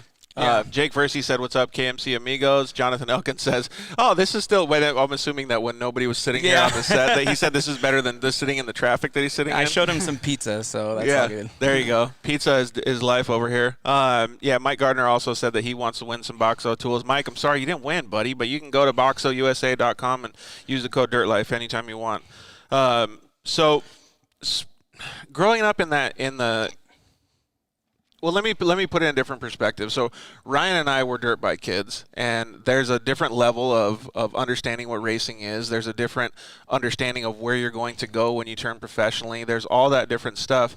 When you were a kid, did you understand different forms of racing, or were you just like, off-road is all I know, I'm going to go to the top? I mean, I kind of watched NASCAR a little bit, but I realized that was never really going to be in the cards for me. Right. Just because, especially now, which I think is a huge issue, is that you're seeing kids with talent don't make it because they don't come from money, and you're seeing kids with no talent that have rich dads that's horrible. I think it really turned me off. Motocross is getting like that. I'm gonna tell you firsthand. Like, I've known Christian past 3-4 years now.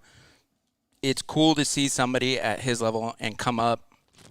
Obviously his dad's well off. He never is that kid. You know what I mean? You never look at him and you're like, still put in the work. Right. He's only here because of a checkbook. He's here because he actually drives and wants to be in that truck. And his life tells that story as well, which we're going to get into, going to college and being an athlete and different things like that. So that is much different than somebody that just sits around and drives a truck, right? 100%. So, yeah, kudos to you, first of all. Yeah. But when you see that, that level of intensity, you were talking earlier about the guys that you look up to when you were young and you were first starting. Were you thinking, wow, I could be like them someday? Yeah, I mean, as a kid, and I think it's really important for kids to have role models. And, I mean, there's some role models to this day. Like, I always pick Andy McMillan's brain, almost to the point where I feel like I'm annoying, but he might not say so. But he's really annoying. But people need to realize that you never stop learning. You always learn something new. So one thing I think now that he says that, like, when your dad first called me back when I was at Raceline, I was like, holy shit, Steve Sourapas is on the phone. Yeah. Like, you guys not know who this is? Yeah. I'm like, Corona truck flashing through my head. Yeah, exactly. And then Christian's like, I want to run your wheels. I'm like, done. You guys are in. Yeah. But like I still get stoked about that stuff. Yeah. You know what I mean? Absolutely. And it's because of the family Right. oriented part of the sport, right? Yep. And then so you see that he's not like an outside, or he's not different than you. Right. Right. Yeah. It was the same path. And so it's really cool for me to hear those stories as well. And like getting it from your perspective, like what did it feel? Did your dad teach you how to go out and get your own deals done and stuff like that too? For the sponsorship, he's taught me a lot about maintaining relationships, and really, because that's where I'd probably say over 50% of sponsorships come from relationship based. Yeah. So Yeah. It's never just admitting Ryan, it. Ryan though was not a relationship based. No. That was a cold call on a Tuesday afternoon, which I don't recommend. I only Tuesday is for tacos. Yeah. I only got away with that just based off my resume, our resume. And it was that we had. him reaching out, and like it was flattering to me because it was like he saw what we were doing. He wanted to be involved, and he saw a place for him. Right. And he came to the table with that, Yeah. rather than just, hey, I need 45 wheels. When can you send them? Right. You know what A I mean? key thing is that I'm in real estate. That's my full-time job. That's my occupation. That's what one day is going to pay for all this. And I view sponsors as investors. They're Right. investing into your program. 100%. And just like any investment, the investor has to come first. Yep. And it's not, sponsor me because I'm so-and-so. It's sponsor me because I'm so-and-so. It's going to take your brand to this level. Yeah. And not even that. It's like coming to the table like you did. It's like you're young kids. You knew that Raceline was pushing in the right direction. So we worked together with both sides instead of just saying, hey, I'm here. What can you do for me? Yeah, You know what I mean? exactly. Like he came to me and was like, I see you guys are growing. I want to grow with it. With the relationship. Yep. Right. That's super cool. Jacob Deltzer commented in. I don't know where this comment belongs. Maybe it was for Proctor. Actually, it might be for one of you guys. But is Crandon and our short course a bucket list item? Oh, absolutely. Dude, I went Absolutely. 2 years ago. To Crandon? Yeah, just spectated. It looks phenomenal. Holy crap. I've never been. I was supposed to go last year, but COVID ruined that. Dude, Yeah. I want to go too. Maybe we should hitch a ride together. Dude, Let's do it. Road trip. We Yep. could get a car out there. Like it's like going to Glen Helen for a dirt bike rider. You know what I Really? mean? Like it's All time? oh yeah. Dude, that'd be super cool, man. Brian Hawkins commented in and said, I feel like I'm sponsored by the Dirt Life Show with all these discount codes. Hey, thanks for giving us a plug, Brian. We really appreciate it. But, yeah, you can get any of the sponsors that we have on the show. You can use the code DIRTLIFE, and you can save a whole bunch of money. One of these days, we'll get Ryan to set up a code for us, maybe. Yeah, I'll talk to the IT department. See what they say. Yeah. But if you want, you can always comment in, slide into our DMs, and we can probably still hook you up with some discount on wheels. But anyways, speaking about that family stuff still, was it like when you drove the trophy lights and you did all these things, was your family support system, your brothers, your parents, were they with you saying, wow, he's got some talent, let's foster this and let's see where this can go? Yeah, I mean, I always had support, obviously financially, from my parents because, full disclosure, most of my program until this year has been fully privately funded, and KMC came on board as our first major sponsor, and I couldn't be more Good grateful. job, buddy. Hey, Yeah, I try. But racing professionally throughout my childhood was very obvious was never going to be a profession, just because there's only one. You can make the argument that there's two really true professional off-road race car drivers, and that Yep. would be Robbie Gordon, who didn't really start racing off-road full-time towards the end of his pavement career, and then obviously, in my opinion, the greatest of all time, Rob McCachran. Right. Outside of those two guys, There's still some backside funding to Yeah. it. yes, Absolutely. there's families that have been very fortunate and were very hardworking, got very blessed with companies that allowed them to carry on their family hobby, that are run professionally, not like a hobby, but run professionally. Yep. But it's a bottomless pit as far as budget. But I think that's a way with almost all dirt motorsports. I mean, there's a few that are up there at the top echelon, right? But dirt bikes is the same way. Yeah. And it's a lot less expensive. Side by side. I think dirt bikes now, like side by sides, there's that factory backing that's offsetting it. But it's still just offset, though. Yeah.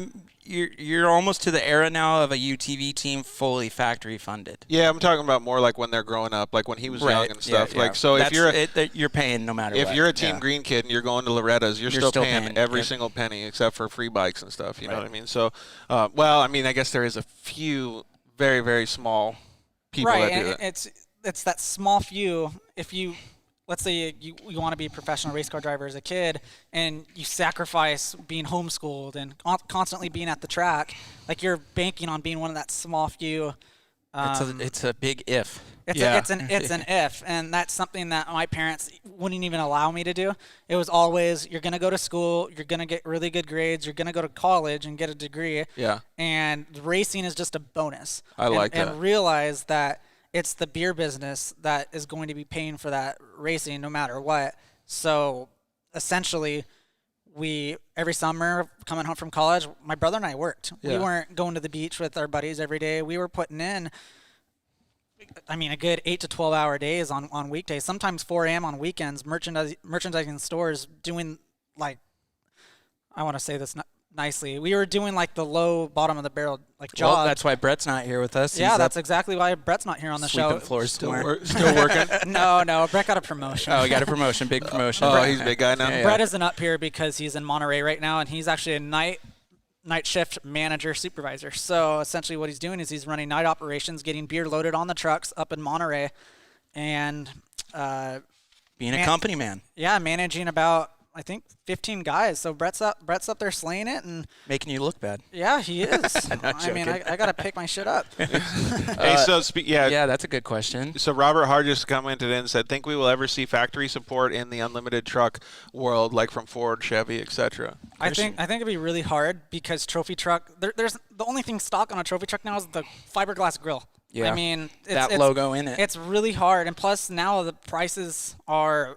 That's really one of the biggest reasons why we don't race trophy truck anymore. Because even down to the motor, it's a custom block, custom build. Well, I think that question deserves a little bit deeper answer because like Ford and Chevy and stuff, they do promote the off-road enthusiast and the classification. Like the Bronco release was all based around the Bronco that they're using the likeness of a trophy truck, right? But to I think kind of support that. But we all know Tisco still built that Bronco, right? And Geiser built that Bronco. Yeah. Sorry, Lindsey. But yeah, and so that was still something that was fundamentally looking like. But it wasn't a trophy truck. It was in a 7. No, I think it was stock frame class, right? Its own class. So it's still super cool, though, right? Right. No, amazing. It's definitely rad. But to answer his question directly, like in trophy truck, it's not sustainable. I mean, like he said, like factory battles, like you see in F1 and NASCAR. I mean, to this point nowadays, we're to builder competition. So like Mason and stuff like that. He's literally just talking about the UTVs now, right? Like okay. UTVs. No, I'm just saying that's his answer. Like there's.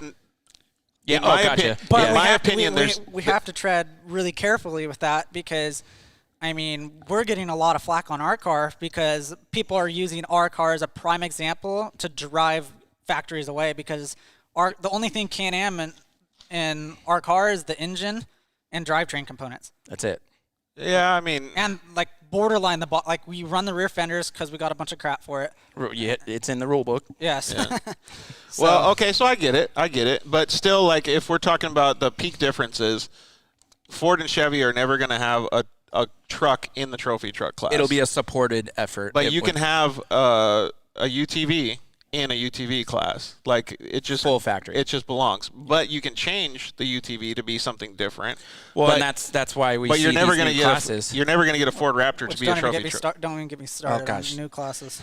We're heating them up again. The new classes, but you're never going to get a Ford Raptor to be a trophy truck. No. Ever. So because there's no point. Because what are they going to transfer over from a trophy truck to a factory production vehicle? Yeah, exactly. What R&D are they going to get? Like the big thing that they did in the old days was win on Sunday, sell on Monday. Exactly. What exactly are you selling off of like even the Raptor body on a trophy truck doesn't even look like a Raptor, really. It just looks like a super cool body. Your dad said factory can't get an ROI as the cost of the vehicle and TT just is just too large. Yeah, and he's absolutely right. I mean, a Mason Motorsports all-wheel drive is, I mean, you're not spending less than $700,000, and we all know in the industry that buying the vehicle is the cheapest part. Correct. Yeah, it's crazy. I mean, it's probably going to be around 50 to 100 grand. That's including prepping the car, payroll for prep, fuel, hotel rooms. Per race, like, yeah. So It's pretty clear this conversation gets all of us going, but the best part about it is that you still have the option to race a UTV. Well, what's funny is me and Christian have this conversation even when we're just texting each other. So, Yeah. and he asks me all the time, like, he wants Can-Am support and stuff like that because he just races a Can-Am. Right. No support. No and support He whatsoever. asks all the time, how do I get to there? How am I there? Like, Yeah. it's a ongoing thing that I think even the top of our industry still talks about. Yeah, exactly. I didn't even do desert racing, so I wouldn't have been successful there. But even in the short course stuff, it took me years to be able to get the support that I had, and it was very, very difficult. And the exact way that I did it was just like him, shaking hands and making relationships. Results certainly help too. I mean, that's the easiest way, and that's really we've talked to, many different manufacturers, and it all kind of boils down to results, and we know that. We know that it's been a rough ride when we first started in UTV. We hardly got any help from anybody because, to a sense, I don't know if people are intimidated by us or if they just didn't want us to succeed. But you guys bring a lot different type of professionalism. The potential that somebody else can win is scary to people. Well, outside our bubble, right? You know. Well, and then like going back on the factory stuff, there's some factory guys that are close to making a living doing this. Yeah. And then you get Sourapas in here that, we're not factory and we can fund this all day long on our own. Because when this thing's running, it's fast as shit. It's a fucking runner. Yeah, that's good. And I'm not lying. Like when Brett UTV World Championships, UTV World, and then your Parker run. You just rode in it a couple weeks ago. Yeah, it's a freaking good. Yeah. I want to see this thing in the goes. dirt ripping. It just needs to keep all those parts together. Yeah, exactly.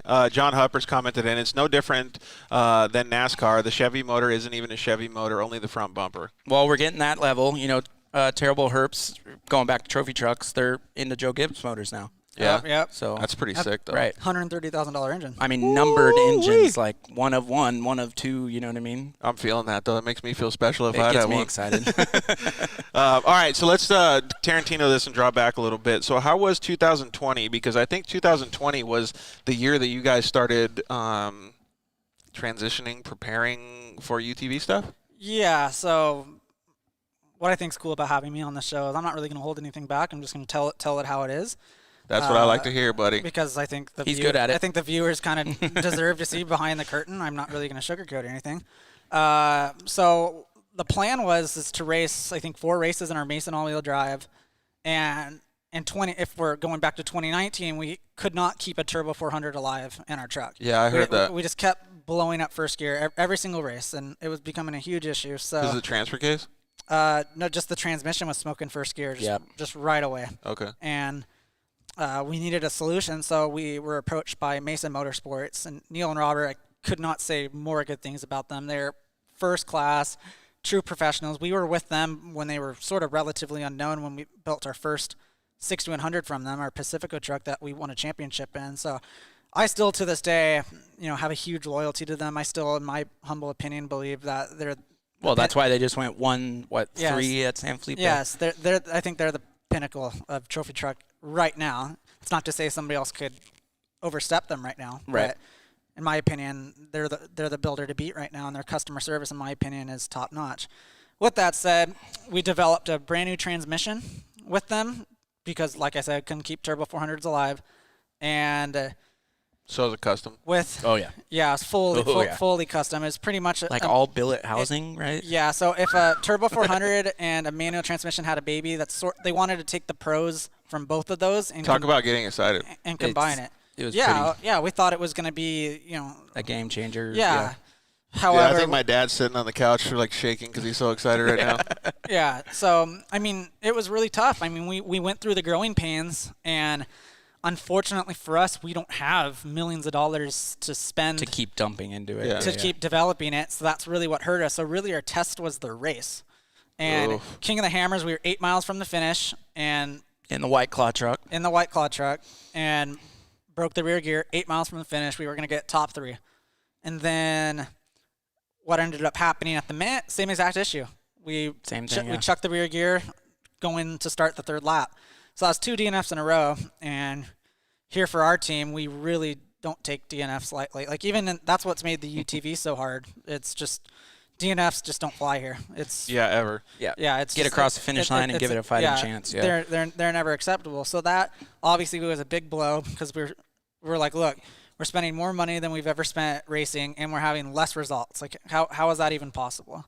So we decided to park the all-wheel drive until we could at least figure it out and focus more so on the UTV because the UTV is not trophy truck money. I feel like these are the little, I want to call them building blocks, but pathway to us all sitting here. It's pretty badass. Yeah. Like, I mean, he's the one that approached me about the whole UTV program. That's so sick, dude. And to be honest, at first I was like, no way, I don't want to drive one of those things. I don't want to drive those golf carts. Like, where are my clubs, Ryan? Yeah. But after watching him more, I think it was Laughlin actually where he had the transmission issues. I was watching him fly by the main pit, and I was like, there's no way that's a UTV. Those things are absolutely flying. I think the it building and growing, it finally sparked Christian's interest to where it's like, all right, I could actually go all in. Yeah. And actually feel like I'm accomplishing, not saying UTV was small at one point. I mean, it was, but now he's feeling like he could actually be a racer. And dude, you remember back in the Lucretia days when they were riding those SR1s and Rhinos? So awesome. Dude, so insane.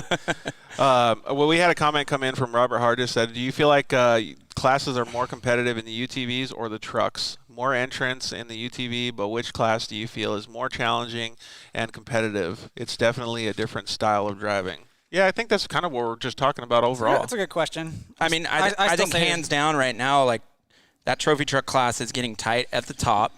Dude, the results speak for themselves, man. Right. Like, it's sort of what you see in 250 and 450. You got the same guys in UTV kind of doing well, but in trophy truck, there's 10, 15 guys that, have a legit chance of winning. This is the first time I think Menzies has gone 3 wins back-to-back, right? Yeah, and everybody knows Bryce program's solid. Bryce is an absolute maniac, and he obviously has, the funding and the team to support him. The UTV field now, your top 10 pro turbo guys, you could freaking touch each one of them when they cross the finish line. You know what I mean? Like, it's getting tight. I don't know. It's kind of a double-edged question. I mean, for as far as talent-wise, I think it's way night and day harder to win in trophy truck than it is in UTV. I might be a little biased just because I have been fortunate to win in trophy truck. Highlight of my career, actually.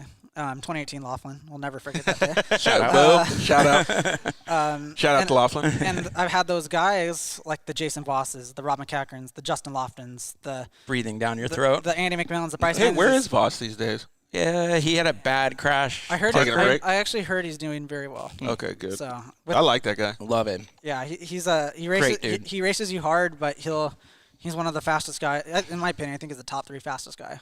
That's pretty cool. So cool. And being able to race against guys like that, in my opinion, has given me an unfair advantage in UTV, just because I know what it's like to be pushed. And guys in UTV, you don't race a 100. I don't care. You do not race 100% in UTV. And trophy truck, you're 105. Yeah. I could see that. You're correct. There's a 75%, like, definitely in the Baja races, I don't think anybody still to this day in UTV is going 100%. You know what I mean? Because you can't. The car, even our car right now, something's going to happen. It doesn't survive. So hearing that, like, first of all, he's a fantastic driver. So, like, to hear him say that is really awesome, but I think maybe some of the questions that are coming in are a little bit more directed. If entry-level people wanted to race, where would they pick to go? Clearly not to race trophy truck, but let me see if I can give an example. There's a lot of F1 drivers that at the end of their career, or even in the middle, if they can't find a ride, they go to a DTM series, or they go to 24-hour car, or 24-hour car, Le Mans, or something like that. And it's not because it's not as competitive. It's because it's just different. The barrier to entry. And I think this is kind of like a conversation we had, a year ago when he was deciding on the UTV. It was almost the same thing. It's like, dude, you're not taking a step back. Right. You're not going from a trophy truck to a golf cart. Like, right. You're just shifting, and like now we're working within our budget. And I think you're more in the spotlight now than you were on trophy truck. The opportunity now is to progress the industry. Right. Like, that's insane. Like, just that opportunity by itself. Just this thing behind us is progressing. Exactly. You know what I mean? Just that by itself is enough to want to race that class. Right. So it's pretty cool to see. I hope that answered your question, Robert. Yeah, because we can go on about this one. Yeah, it could be a whole show by itself, but I really do think it's cool. And, like, I guess maybe it was Ryan could help answer this when you answer it, Christian, is what was the catalyst for that decision? Just because you saw the UTV growing? Oh, well, I'm going to be fully transparent. Money. Yeah, I think Steve kicked him in the ass and said you're racing the UTV. And that's not entire. But, I mean, you got to spend millions to be competitive in trophy truck.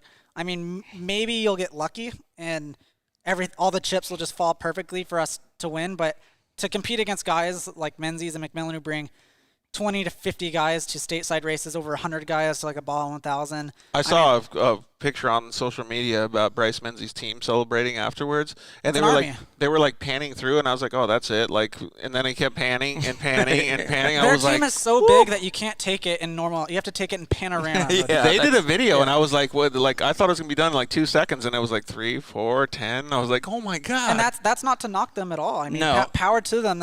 That's a winning they program. Can do that. If anything, the way I look at it from an entrepreneur, like an aspiring entrepreneur, I mean, hats off to Steve Menzies for creating his very successful and lucrative business But I to think allow him to do that. This all goes back to the family side of things. Yep. His dad, like when you talk to his dad about racing, the dude lives for it. Like that's him. So I don't think he ever wanted to see Christian stop racing. Right. So when the UTV got to where it was, the opportunity arises, and now we're here. He's racing a full-time UTV. I'm pretty pumped, honestly. I like it. Jesse Gage commented in and said, are you guys racing the open class next? Ooh, Jesse with the hard questions. Yeah. Tough questions, Jesse. Don't even get me started on classes. Yeah. So these classes are honestly... I know Jesse, and he's actually building a car that's from a completely different manufacturer. Oh, for open? Yes, I think he's going to race the open class. He can probably comment, but he's racing a car with a Hayabusa motor, like super different, but he's trying to find where that fits into a pro level. You know what I mean? Really? Yeah. Well, Jesse, to answer your question, I really hope we don't have to.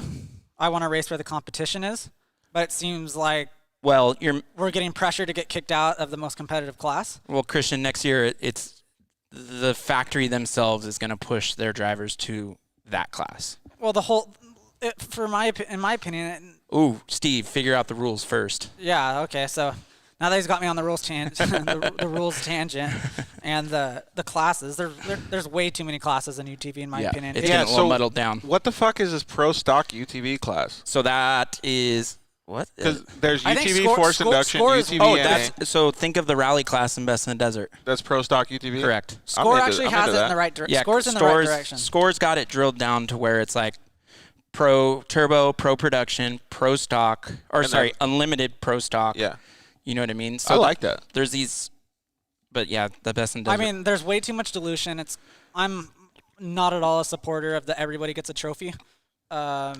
Winners win mentality, and I mean, I'm not going to call guys out individually, but there's guys in Unlimited that have a pro turbo car that aren't racing in pro turbo because, I mean, they want to win. Well, they're scared. Let me go the opposite way. There's the guys showing up to race the rally class now, not to knock anyone. That should still be up in their pro turbo car. I know, you know what I mean? Like me personally, I'm just racing rally just to be on the track. Okay, time out have a good time. Why is a pro turbo car racing in UTV rally? That's exactly what I was saying. That's ruining it for guys. Correct. That ruins the whole purpose of the UTV rally. I thought, in essence, that UTV rally weren't allowed to have a fuel cell. Had to be pretty much bone stock. Have a stock tank. And that is the best barrier to entry. And what it's going to do is it's going to get people that don't necessarily have a ton of money. Well, I mean, KMC helps me with the car, but getting me to the race and everything, that's me. So, like, you saw 100%. Me at the races, like, the rally class Family is style. still fun because my kid can be there. Like, we can all do it without that kind of pressure. But like Jesse just said, he's going to wait till the rules, if they change the rule book. Yeah, I'm waiting to see what happens with the rules. Because honestly, like, hands down, the pro turbo class should have never allowed this.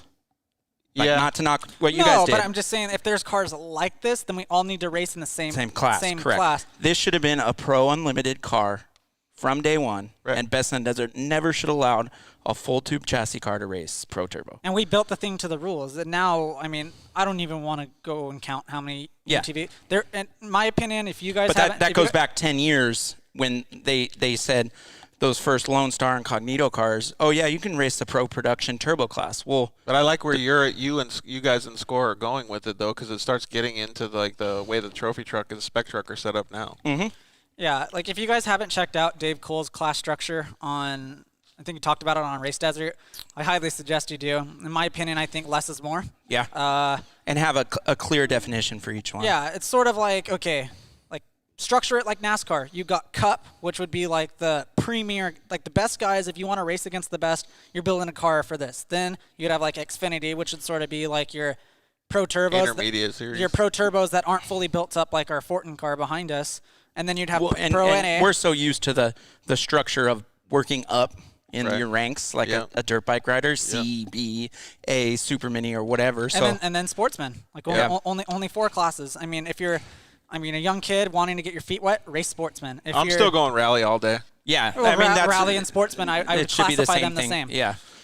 So Sean Malenbanan, I don't know how to say your last name, buddy. My 13-year-old daughter races the old Jagged X in the rally class. That's awesome. That is pretty cool. But awesome. Same thing, a Jagged X car is a full tube chassis car. Dude, she's 13. It's awesome that she's out there racing. Yes. Yeah, no, I think it's cool too. But as far as the class structure, maybe create a class for 16 and under or something like that. Right, like a kids class or whatever. But it's cool to see her out there. So all of these lead me to go back to what I said before is like the UTVs are blowing up so big that they're going to have their own UTV series at some point in time. I think, in my opinion, and I'm not going to get off on a sidetrack us, but Lucas would have succeeded if they ditched everything except for UTVs and structured it like a motocross series. And they didn't have, like he was just saying, these blurred lines of classifications. Right. So that's the whole thing that I think that Score is adopting now, and these different series, as they're growing, as long as they do it properly, the UTVs will not take over, but they'll push themselves into a spot where they're classifying everybody in the right place. I mean, people are going to hate me for saying this, but there has to be a sanctioning body throughout all of it. 100%. I agree with that. Would you agree? Oh, totally. I mean, it might suck to start, whatever No WADA. fees and stuff. No WADA, though. Yeah, none of that stuff. So you got into off-road racing like we were talking about through your Sorry family. for the tangent, guys. I think this is awesome conversation, though, because it directs you where stuff needs to go, right? Like. Yeah. It's a whole different can of worms. But you've been around it since day one. Like, you know what you're talking about. Yeah. I hope so. So but then a I lot of think people. so. Well, and you're behind the curtains, too, working on stuff behind the scenes. My brother so and I cool. were really careful that we didn't want to come in with a big flag into the UTV and try to change it. Well, I mean, just like I said earlier, we have these conversations, weekly.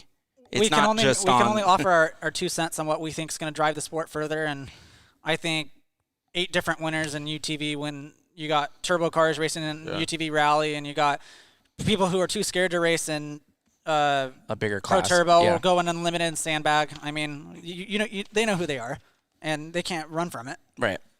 All right, so let's move on to the next subject then. So when we talk about family being huge in off-road racing, when you're going up through the ranks, are you just like battling against your brother, or are you guys teaming up? Like, how does that dynamic work? The best way I could put it is yes, I absolutely despise losing to Brett. Like, it's horrible, but to my advantage, a lot of people, we get a question asked all the time, who's faster? And it's a really difficult question to ask because we're so similar. And let's see what Steve says. This is the honest. He'll probably say the same thing. I mean, some days Brett's better than me, and some days I'm better than Brett. But each day we're making each other better. What was the Parker where Brett won in the trophy truck? That was Blue Water Desert Challenge. And you drove for Herbst, right? Oh, no. Oh, okay. That was Parker 2019. He drove with himself. But you guys both racing, and they were battling. Yeah, like dicing? I made up 2 minutes on Brett in the first lap. You got to watch. There's like bumper, a NBC Sports episode or something on it. But then he pulled away. He really put the hammer down, and unfortunately I had to get out and give the truck over to the owner. Yeah. That's crazy, and though. We got third. I'd like to see that. I think we watched it in Parker. Oh, really? When you came out. But watching that and seeing him on TV, like talking like, I'm 20 seconds behind my brother. Like, I was here, and I'm like. Honestly, though, so I qualified 4th that race, and Brett qualified 2nd. Fun fact, it was Lofton, Brett, Hutchins, and me, and we were all within half a second of each other. I think it was from qualifying. Like that was the first, and on a 7-mile course too. Right. So it was like the closest that the top 4 had ever been in Best in the Desert history.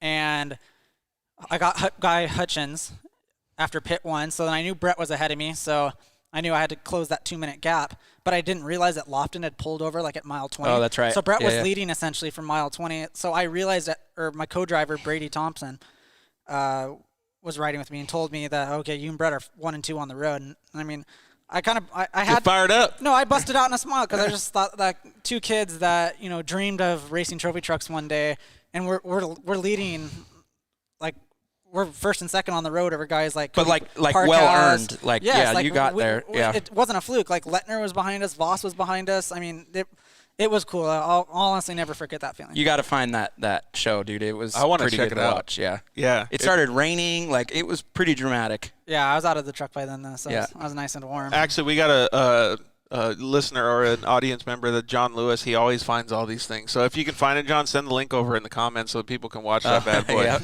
So if you can find it on Nice. YouTube, check it out. So Robert Hargis, who's faster in a foot race then?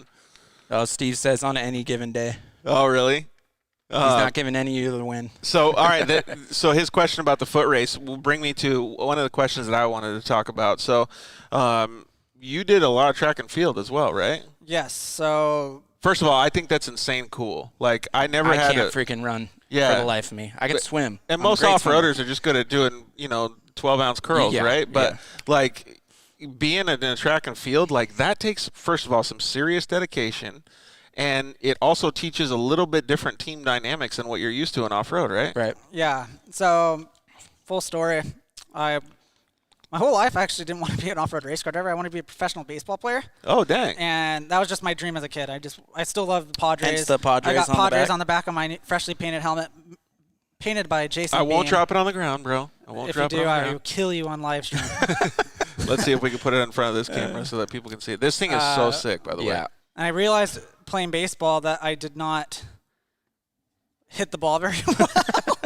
Do the So, one thing that you're the supposed one to do, thing, right? Yeah, the one thing is to get on base and score runs in baseball. But I realized that when I hit the ball, I had a hell of a chance of getting on base because I could beat out just about any infield throw and I could steal a lot of bases. Because you're fast. And then my grandfather ran track at USC. So I always knew I was fast whenever we'd race kids on the playground when I was obviously a kid. When I was 16, I just raced the 8-year-old kids. No. Fun fact, I still have the mile record at my middle school. Oh, See? nice. Yeah. Yeah, I wasn't a distance runner. I was Foot race. Yeah, foot race, he would definitely smoke me now. I I don't know, was George. I was a full-on sprinter. So no track experience. Started sophomore year. Ended up hanging up the glove in baseball, which was hard to do because I loved it, but I knew I was good at track. And had a really successful high school career. I mean, I hate to brag about myself, but I mean, I like to be nostalgic. I was Big brag guy. fortunate to get the school record for my school in both 100 and 200 meters. I won the city of San Diego 200 meter my senior year. So out of all the kids in high school, That doesn't seem like an easy feat. I was literally, so I got second in the 100, and then I actually won the 200. So it was super cool. Dude, that's official. Yeah, and then got recruited to go to University of Oregon, the Oregon Ducks, my freshman year, and Quack, quack. it was actually Quack, quack. a very hard decision because I'm a racing guy at heart. I love racing, But that's full commitment once you go Dude, college. that- full I- commitment. Believe me, I know firsthand how and that goes. and I knew Didn't have it? I wasn't going to be doing much racing if I was going to play a Division I sport. But I knew that I didn't want to look back on the rest of my life and think of what could have been because the racing would always Right, it's there- always going to be there. Be there after. Yeah. Which I suggest kids don't. If you think racing is going to be a career for you, like focus on other things first before Yeah. that. But you knew your dad was never going to stop racing. Yeah, Like, he well, always in would my- have in- some in- sort of in, racing. in my Yeah. experience. I'm a big proponent of that as well. There's a Right. lot of people that actually call into the show or they send us DMs and stuff like that. And it's good to hear from you, not just me, saying, you know what, focus on the stuff that's going to make you a long lifetime of success. Yes, and I made a ton of great connections in college. Ended up realizing halfway through my freshman year that Oregon just wasn't the place for me. It was a tremendous. They You were don't just like ducks? They were just rude. They didn't were like just the color fresh off scheme. of they were fresh off of national championship for the men's team and the women's team that year. So I was coming like with a really Yeah. good team. But I didn't really fit well at Oregon. And I knew I am a Southern California boy. And my dad, my uncle, and my grandfather all went to University of Southern California, USC, fight on. I don't know And- how we're friends still. But And was lucky enough to transfer there and rode out my last 2 years, or not my last 2 years, but my last 2 years I ran track. I ended up foregoing my senior year because of an injury, but had a tremendous time there. Was 25th in the nation in the 200 meters in Division I, which is the highlight of my career. Just Dude, being, that's ripping. That's crazy. yeah. My claim to fame is my nickname was White Lightning on Nice. on the team. Still is. And I was the fastest white kid west of the Mississippi River. No, I'm dead serious. I'm not making that up. Dude, profiling your own self. Like Forrest Gump out there. Yeah, I got a lot of comparisons of that. I don't know if that was Was that a good thing or a bad thing? I don't know. The people just hang signs to tell me when to stop running. I just Stop running, Forrest. All right, so let's go. Let's like reverse this a little bit then. So there's 2 questions I have. How much training did you have to do for this? And then second, what was your major in college? How much training? A lot. I mean, if you don't like running, track and field certainly isn't for you. I think I'll just kind of walk you through a weekly practice schedule. So Sundays were typically always off days. Then Monday we'd be in the weight room at 6 a.m. No pizza. No. No pizza. No. During season, no. Because those stuff, that crap you really put in your body, I mean, you got to think of your body as like a Corvette or a Ferrari or a Lamborghini. You're not just going to put regular pump Dude, gas in our a bodies are Lamborghini. not No. But if you put regular pump gas in a Lamborghini, it's not going to run right. Yeah. So Lamborghini right here. Yep. Oh no, I'm sort of like a Hummer now. No, I've gained. I'm built like a I've gained Volkswagen some these weight days. Since We got a couple comments coming. Your dad said BLM's coming for you. the Barua Land Management. Why would they come after me? Yeah, being off course too much. Don Haugen said, "Come race short course." I don't think you're going to do that because you're so focused on the desert. And Loriana just put ducks. Go Ducks. Well, if I'm going to sidetrack, I mean, my dad, pulled Brett and I into his office, and right before Trophy Light, and he's like, "Okay, you guys are fresh out of trophy carts. You can either go all in the short course or all in the desert. You cannot do both." And Brett and I realized that we want to kind of control our own destiny and not get wrecked by anybody really. Yep. And in short course, you're only in the car for 15 minutes. Yeah. I mean, You wanted some time. no, It was pretty I want to brutal. have hours in the car. So that was kind of a no-brainer for us. I would like to race Crandon, but I think like the old short course tracks like Chula Vista and stuff like that and Pomona, those People were all always cool. talk about these places. I don't know. Dude, about they them. were legendary. Insane cool. The short course tracks on the West Coast now don't have anything for I them. think I think the tracks suck. I mean, I think that blatantly was honest, the demise of Lucas Oil. Like to be I'm an honest. off-road guy, live and breathe off-road, and I cannot watch like a Too short boring, course. yeah. It's So way back too east, those back east races. boring. Are Only like Crandon. Yeah. Only Crandon. no, the Bark River. That ERX track looks ERX sick. is cool. Like they're getting some good tracks out there. yeah, yeah. but it doesn't have the prep Crandon too. hype. Yeah, No, doesn't have not- the hype. Definitely doesn't have the Both hype. my shoes are untied. What the heck's happening? over here? Robert Hargis said, on the track and field note, what kind of prep do you do physically for racing? I get winded just getting out of my own race car. I guess that the prep for a race would be easy for you because you're so used to going way over that. Well, I mean, off-road is, mainly mental. It's it's really a being able mental to dig, beatdown. really being able to dig deep. I mean, let's face it, guys in the trophy truck that are competitive. I mean, I don't see them running marathons.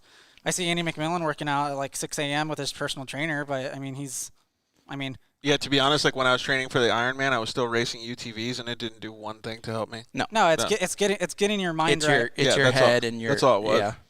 Yeah, it's kind of crazy. Like, so I guess to race off-road, to answer his question, you don't really need much.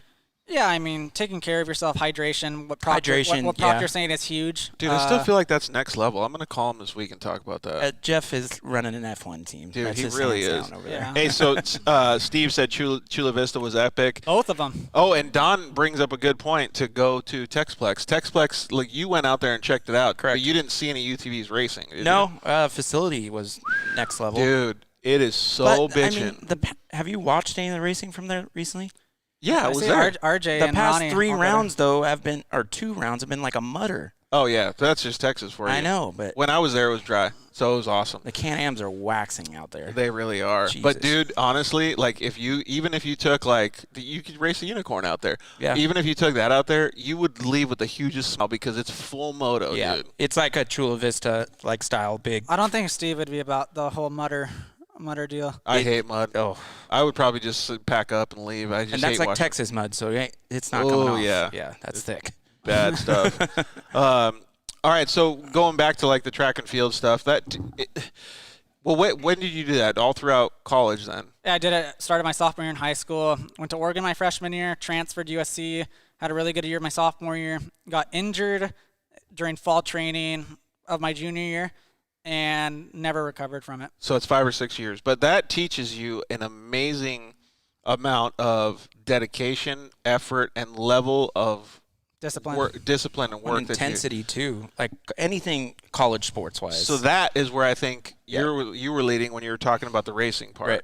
Is because most people, in general, 9 out of 10 people don't have that. No, like I'm not an intense person, right? But the moment I get behind the wheel and I start seeing course markers, I'm racing. Yeah, like that's all I'm doing. Right. So even when you talk to Christian about racing, like you feel the intensity come. He's ready. You're like, damn, this guy's all right. He's gonna chew my head off just to get behind the wheel. But that's a phenomenal personality trait to have, because that means that no matter what he does, even if it's going to get a drink in the grocery store, it's 110%. Yes.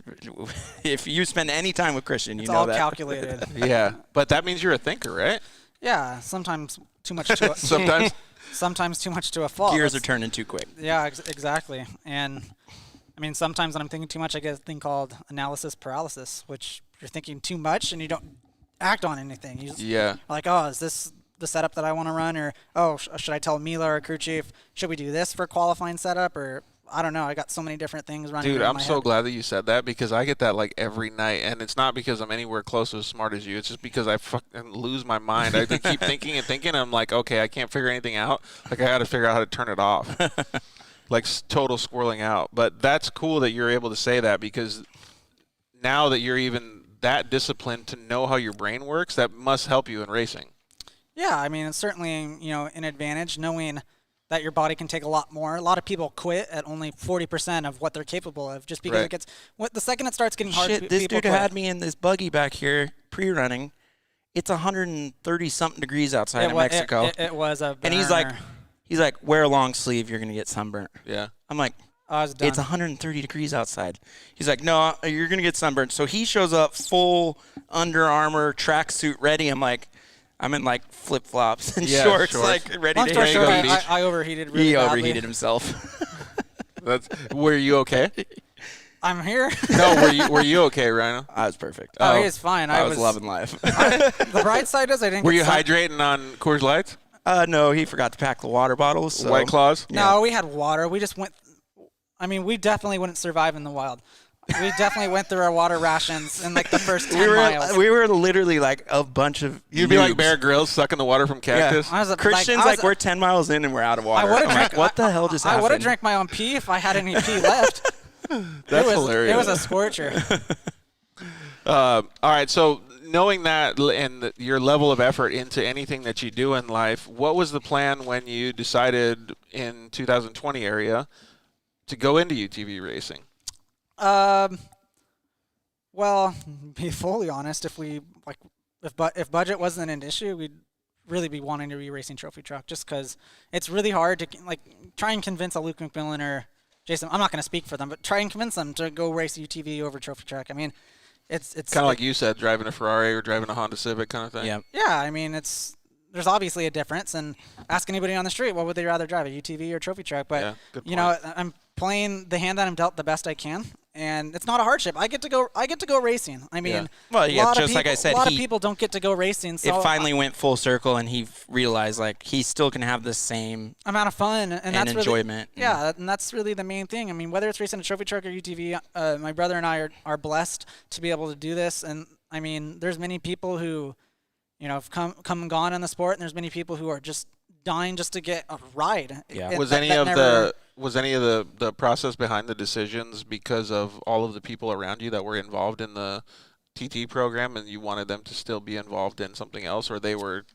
I don't think I understand your question too much. So you have Mila, you have your family, you have let's just say girlfriends, wives, whatever it is, to keep all of them around at the same, because we're talking about family being around all the time, right?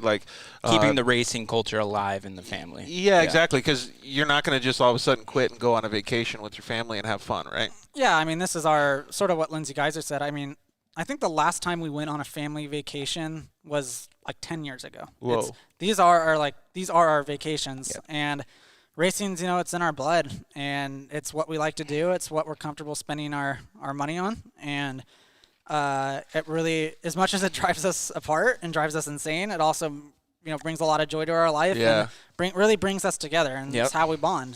The drive home sucks if you lose or break. Especially with Steve Sourapas. So Robert Hargis commented in again, and he said, this is actually the question that I had when I was talking to you guys about them at Parker. How does the changes from manual transmission to CVT affect your driving style? I don't know about desert racing per se, but short course, you can attest to this. Yeah. When the Yamahas hit, you can move the car with the transmission. Oh, and you inside line, outside line, you could pick whatever line you wanted. Is it the same with the trophy truck to the UTVs? Is it, or how was it for Christian? Oh, not just it's a completely different animal. So you can't even compare it on that level? No, because like going back to our pre-run we made it to the second day, by the way, but I'm like, dude, look at that line over there. That's nice and smooth and goes through a couple bushes, no big deal. He's like, nope, we're going straight. I'm like, this is the most effed up, like. Off-road racing is like parkour. Point A to point. Parkour. It's like point A to point B. The fastest, figure out the fastest way. He looks at me and goes, I can't make it over there. I'm like, what do you mean? Like, that's a perfect line. The truck's going to be doing 80 miles an hour exiting this turn. I'm not even going to see that line. Oh. And he's like, we have to take this line and make it to this next part. I'm like, my mind right there, like my dirt bike, instincts just went straight out. I'm like, okay, I'm lost.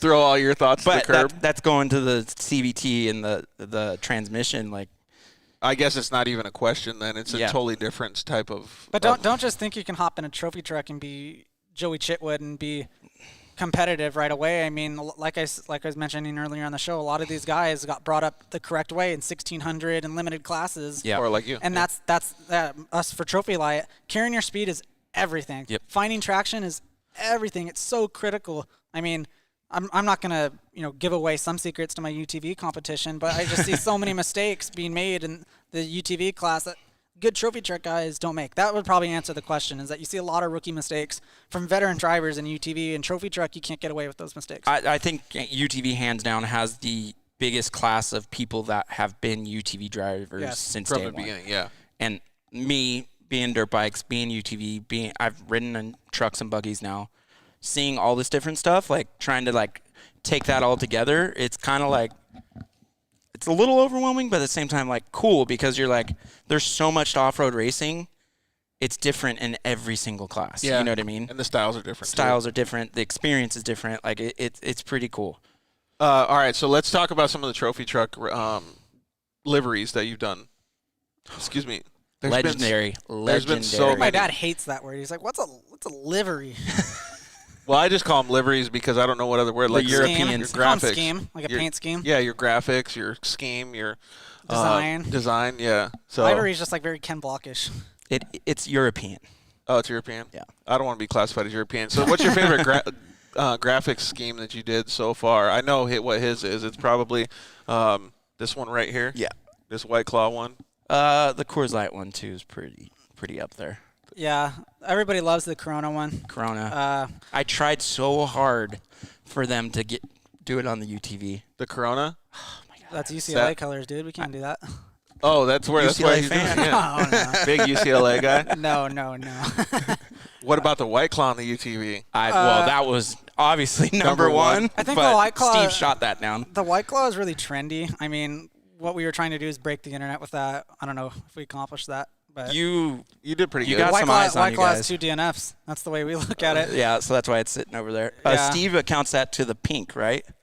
Yeah, I mean, that was actually, we had 2 White Claw designs. That one was actually an updated one because the first one was kind of, I don't know. Pink? It looked better on paper. So we made adjustments, and it made it look better. So what, you got Corona, Pacifico? You had a Pacifico? Yeah, we had the Pacifico one. I thought the Pacifico one was pretty cool. That would be cool. The Corona, super different. Corona one's pretty iconic. I've been busting my dad for years that I want it. So he had a Class 8 truck back in the day that was Coors Original. Ooh. And I want to do that so badly, and he always shuts me down on it. And everybody everybody I've talked to says it'd be the most amazing thing ever, and I know he's listening. So if you guys are on the The comments, Coors Light one is probably the most well-known one. Iconic, and Corona. Seriously, guys, So in the the Coors comments, let me know what we should Coors do. OG wrap. The Coors OG one would probably I'll even be, do a limited KMC OG script writing for that. and a Coors Light T-shirt with KMC on it. I mean, there are a lot of designs that That'd we be cool. that we toyed with. I mean, Modelo came up a couple times, and for those watching, the reason why we do beer on the truck is because we try to promote beers that we carry from our beer business. So our most popular seller is obviously Coors Light. Miller Coors is in the same portfolio. The whole Constellation portfolio, which is Pacifico, Corona, Modelo. They're all in the same tree as well, and they do really well Topo from us. Chico is the best. Topo Chico. It's actually on the car right there. It's on the car. That's our homage to our beer business. So if you want to get a hard seltzer, Topo Chico.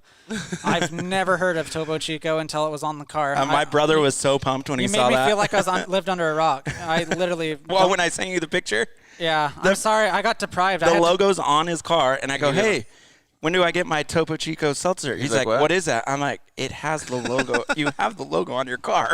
Yeah, sorry. I grew up, drinking Arrowhead. I'm sorry. The track and field guy doesn't drink Topo Chico. No, he does not. But when he drinks, he drinks. Dude, I would love to see. I wish you guys had a cactus cooler business so we could have cactus cooler on the side of the car. You really want that cactus cooler, huh? I just like the orangeness. I and like the green and the yellow. And it reminds me of Arizona. So back up, dude.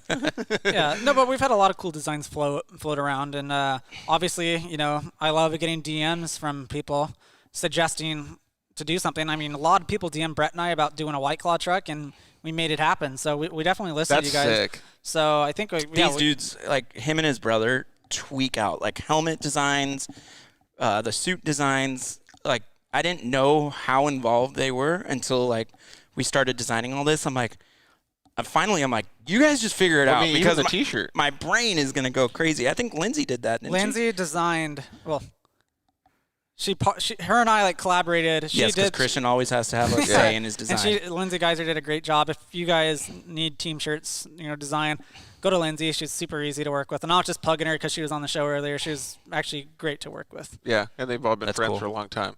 But so that's where I was going, where you just kind of led, Ryan, was the creativity aspect of it. So we kind of talked about the favorite graphics that you guys have had on your guys' trucks. Where does all that creativity come from? Does it come from collaborating from your dad, your brother? Where does it all come from? Obviously, my dad has 100% of the say. Yeah. We can only make suggestions, and I mean, but dude, he'll probably deny it, but your dad's got some trucks that still to this day I see a picture of. He's very classic. And I know exactly whose truck it was. Yes. You know what I mean? Because their flavor? The colors, the blue, the yellow, the white, just like the stripe around the swirls, shop. the different, yeah. If you saw a truck with that color scheme from a pre-runner to a trophy truck, you knew it was Steve's truck. That makes total sense. So, these dudes carry the same thing when they bring their car to the track. Their box van, their trailer, everything matches. Yeah. So awesome. if any time you see a Sourapas, racing, it oh shit, the car cohesive. looks, it's all cohesive. It's so cool to see. Robert Hardy said, "Don't forget the Baby Yoda on the White Claw truck." Yeah, that was also what's that about? Very trendy. We put Baby Yoda because a lot of people thought we were. Well, not a lot of people. Tucker Conroy specifically thought we were copying him. Plugging Tucker really quick, but we really put Baby Yoda on the truck really to honor my older brother Stevie, because he was big into Star Wars as a kid, and he isn't really super involved with the racing. So that was kind of tying him. That was kind of like a tie to him. Nice. But no more Baby Yoda, because we DNF twice with Baby Yoda on the car. So you're taking Baby Yoda out of the equation.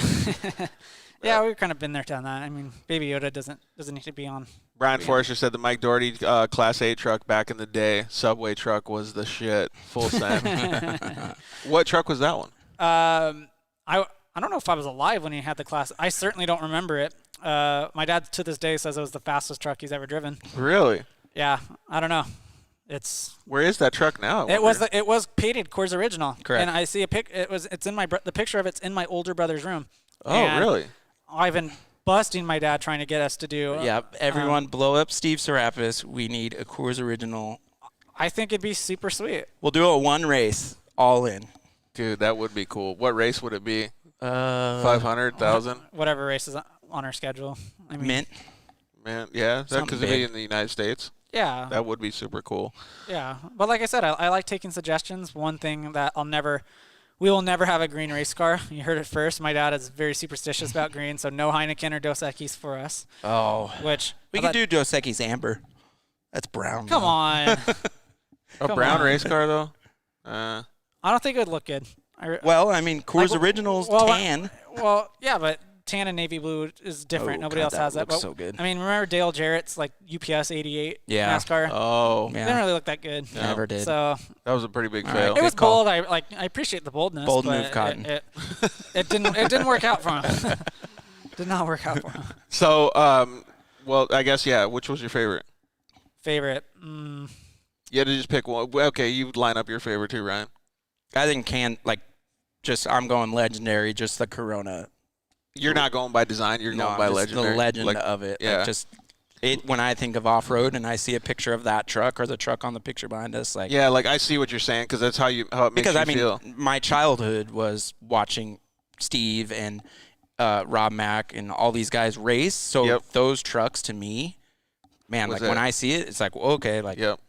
gets me So excited. that's like kind of the same way I'm thinking about it too. Like motocross days, it was just like always a Spitfire yeah. Kawasaki or Well, whatever. Mine was Damon Bradshaw and his Fox gear, like Right. that barbed wire Yep. fence Fox It's gear. the same kind of feeling, like Yep.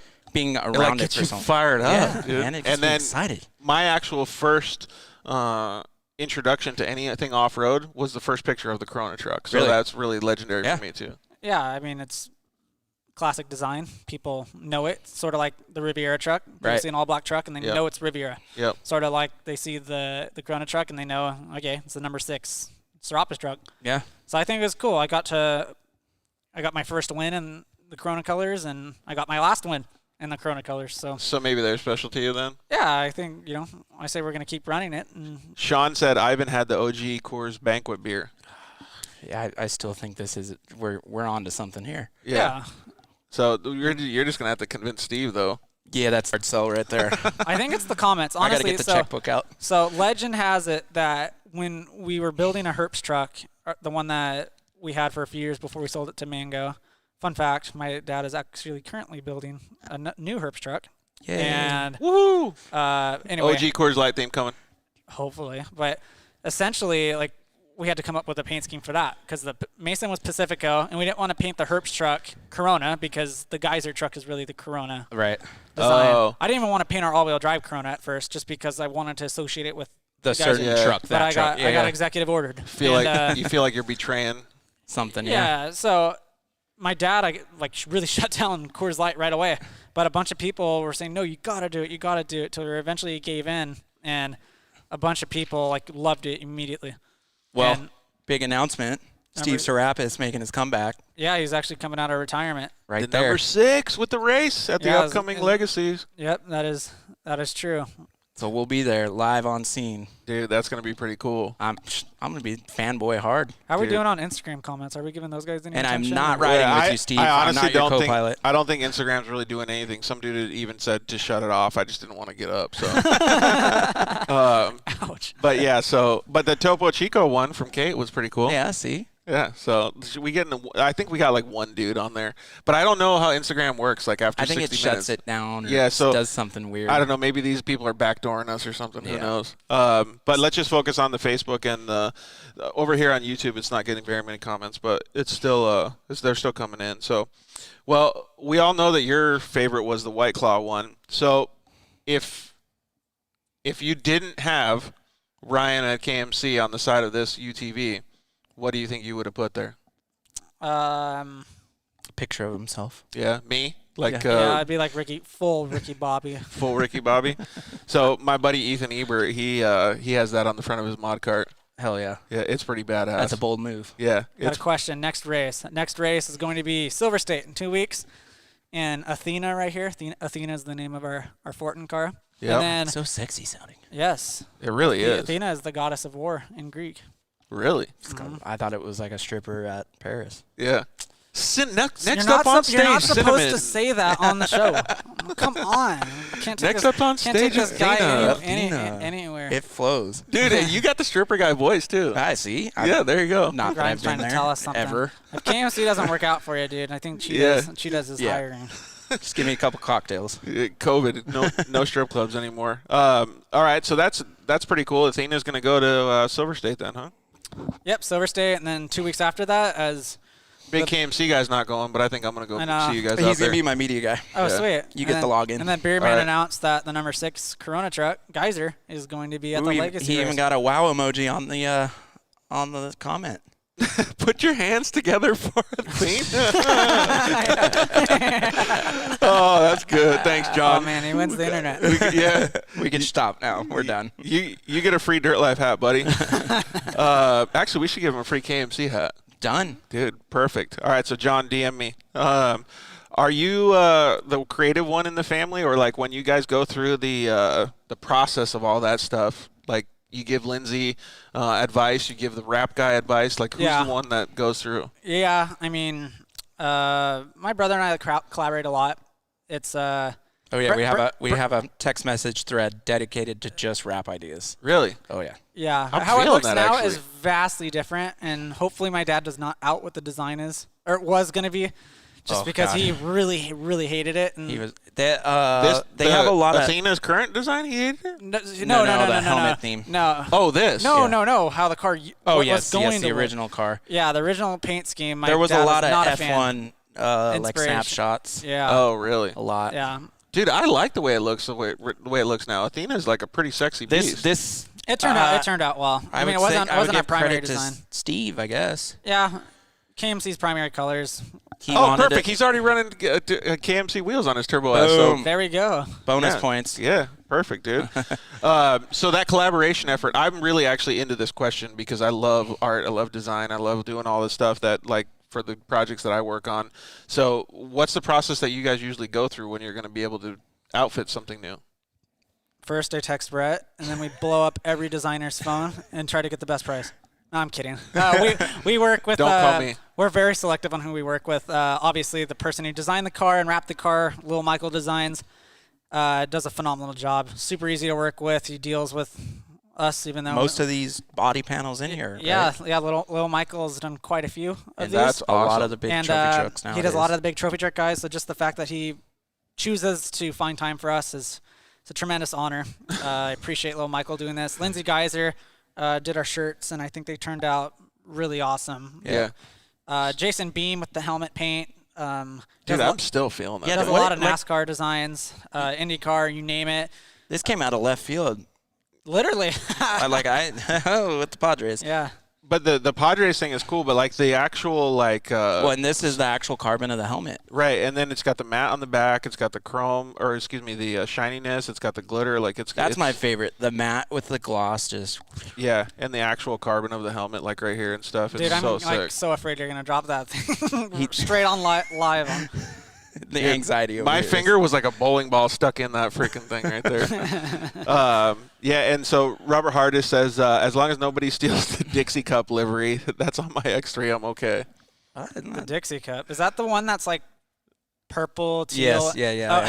Ryan, I just discuss doing that. We were at And Costco, and he's like, "What if we did this?" I'm like, "Christian, just It stop." got cut right away. Dude, that's that creative thinking, right? Yeah.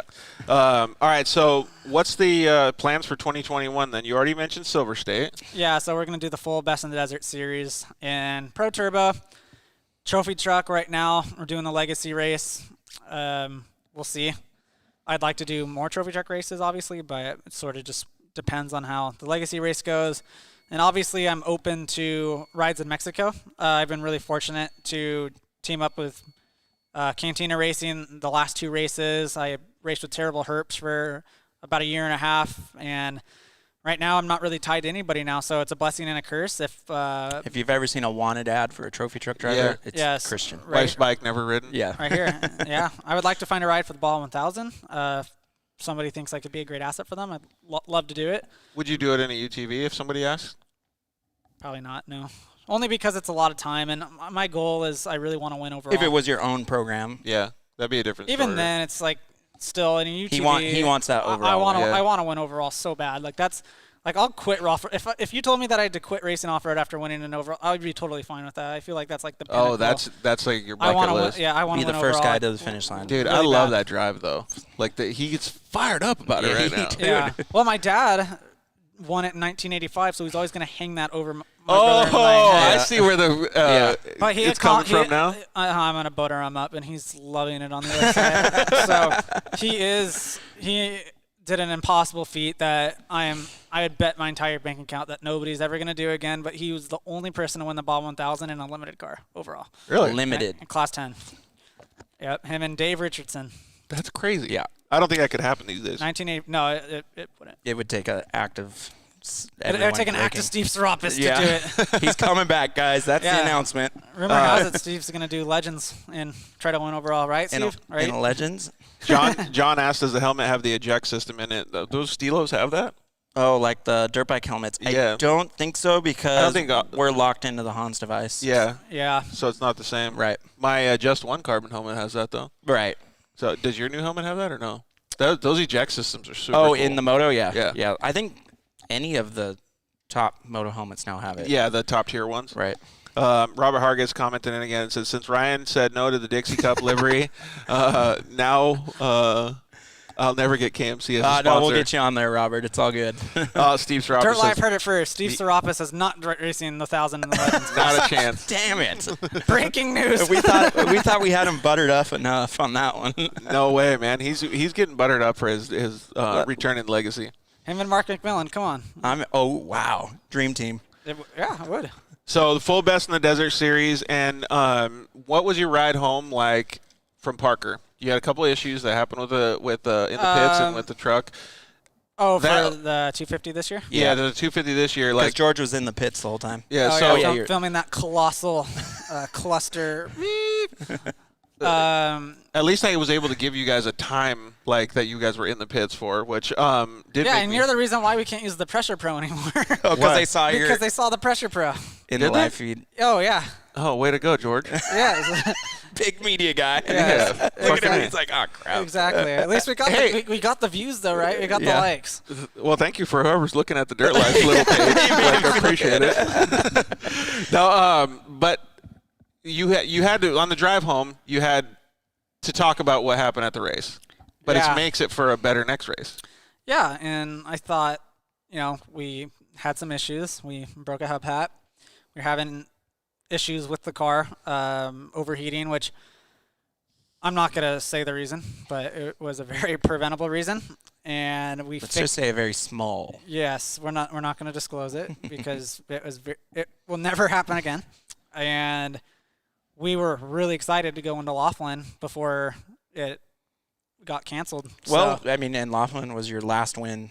Yeah, in the truck. So I always seem to do well at Laughlin. So I was really excited to go there and qualify and see how we could do and how we could stack up. And that got canceled, so it's sort of a buzzkill. And now we're, locked and loaded for Silver State. Not my favorite race by any means, but I think that we got stuck on the side of a hill last time. Crap. Yeah, it's in a bush. It's not my favorite, but we should do very well there.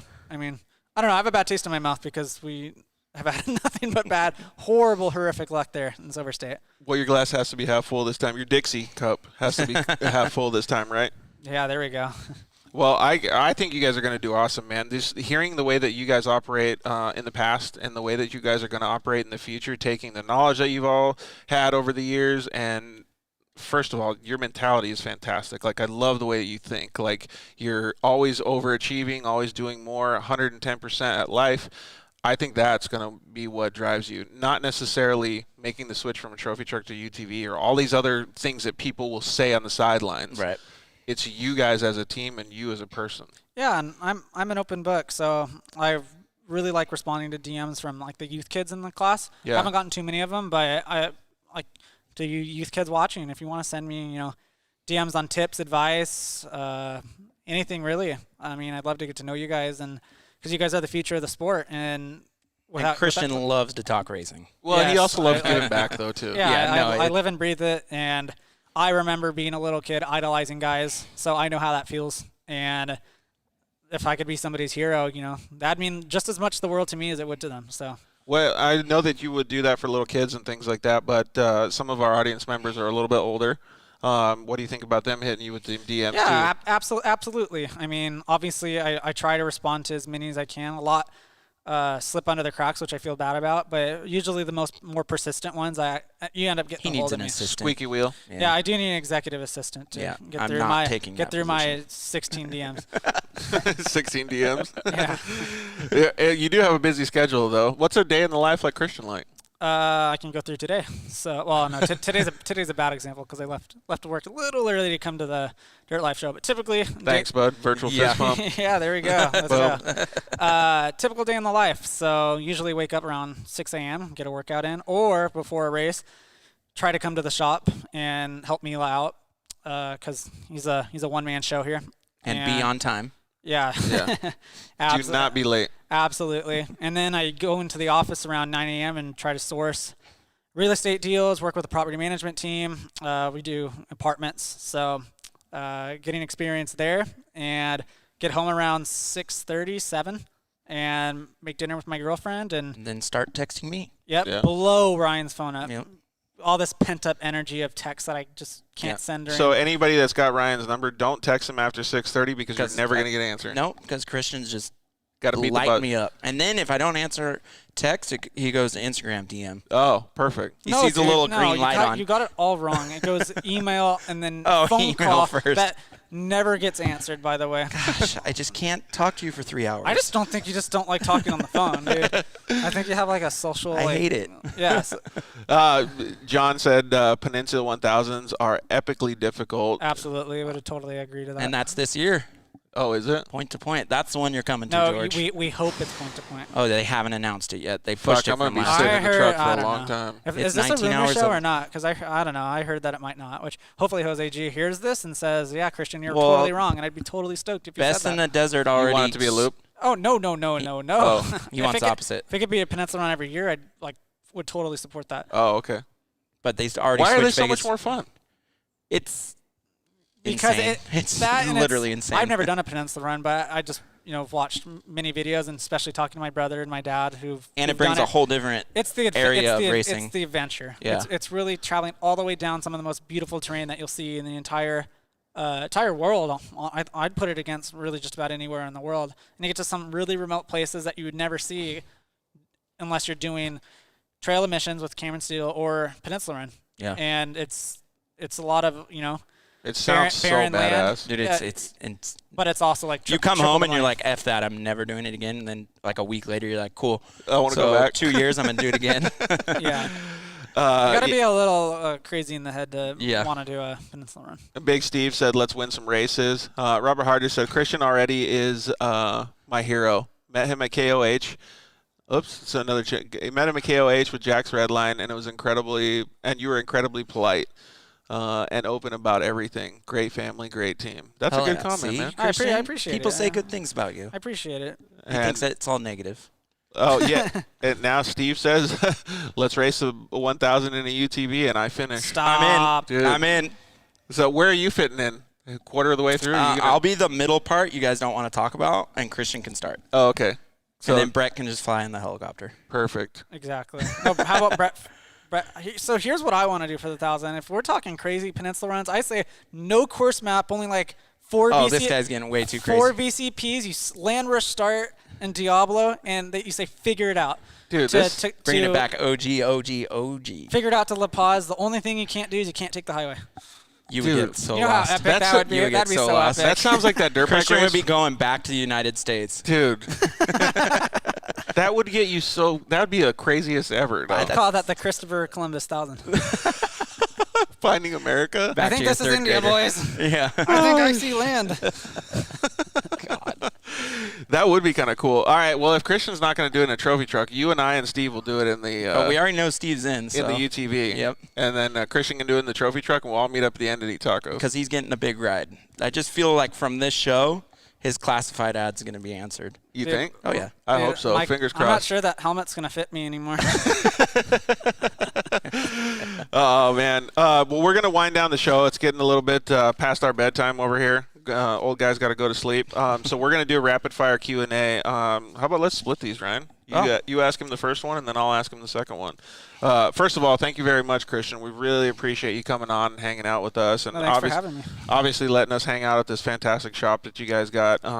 Effort that you guys put in, the team, your family, everything is phenomenal, dude. Like, it's so rad. And I cannot sign off the show without not only thanking our crew chief, Keith Meetha, does an absolutely tremendous job holding this program together, and he's really the one who single-handedly keeps us in this game. Smart as fuck, too. Yeah, he is insanely smart. He's a trophy truck guy working on a UTV. I mean, and bringing that knowledge to it. Yes, and then also our co-driver, Josh Montoya, really good guy. He owns One Life Trauma Kits. I think it should be mandatory that you have a One Life Trauma Kit in your car, just because it could be the difference between saving your life or dying out there. We do it in very inherently dangerous sport, and Josh realizes that and created a kit. And this isn't paid, by the way. It's kind of like a Boxo kit. Dude, I'm a huge proponent of safety, so keep going. This is not paid. I absolutely believe that it honestly should be mandatory, but even not, you should have a One Life Trauma Kit. Yep. It's on the side of our car. Josh Montoya, One Life Trauma Kits. You will not regret it.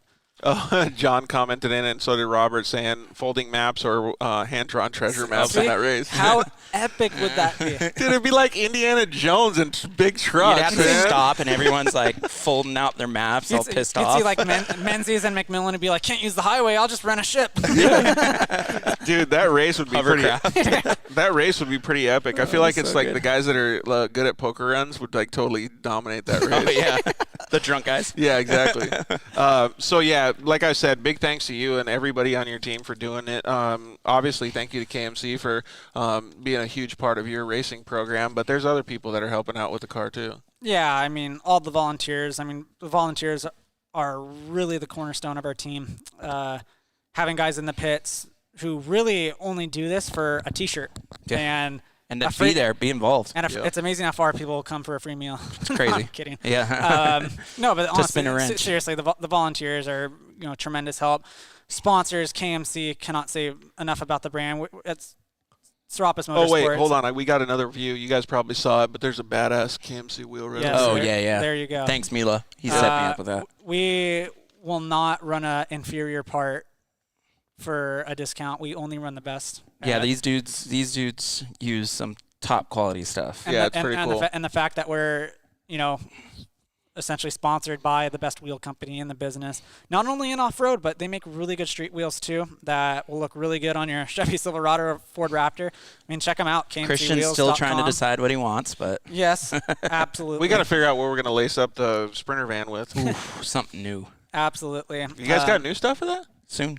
Nice, dude. You'll be first. BF Goodrich Tires has been with us since the beginning of our career, and they do a really good job. They stepped up big for Rob Mack too, man. Oh, that was super cool. Awesome I was pumped to see that. Yeah, it was awesome to see. I just kept trying to hit that heart like button 500 times on that Instagram. Because when he lost the Rockstar, I mean, whatever backstory it is, Coca-Cola. That's the backstory. Or no, them getting bought by Pepsi. Pepsi bought them. Pepsi, yeah, whatever it is. But it tore at my heartstrings. I'm like, man, just knowing kind of like the backstory of Rob. Yep.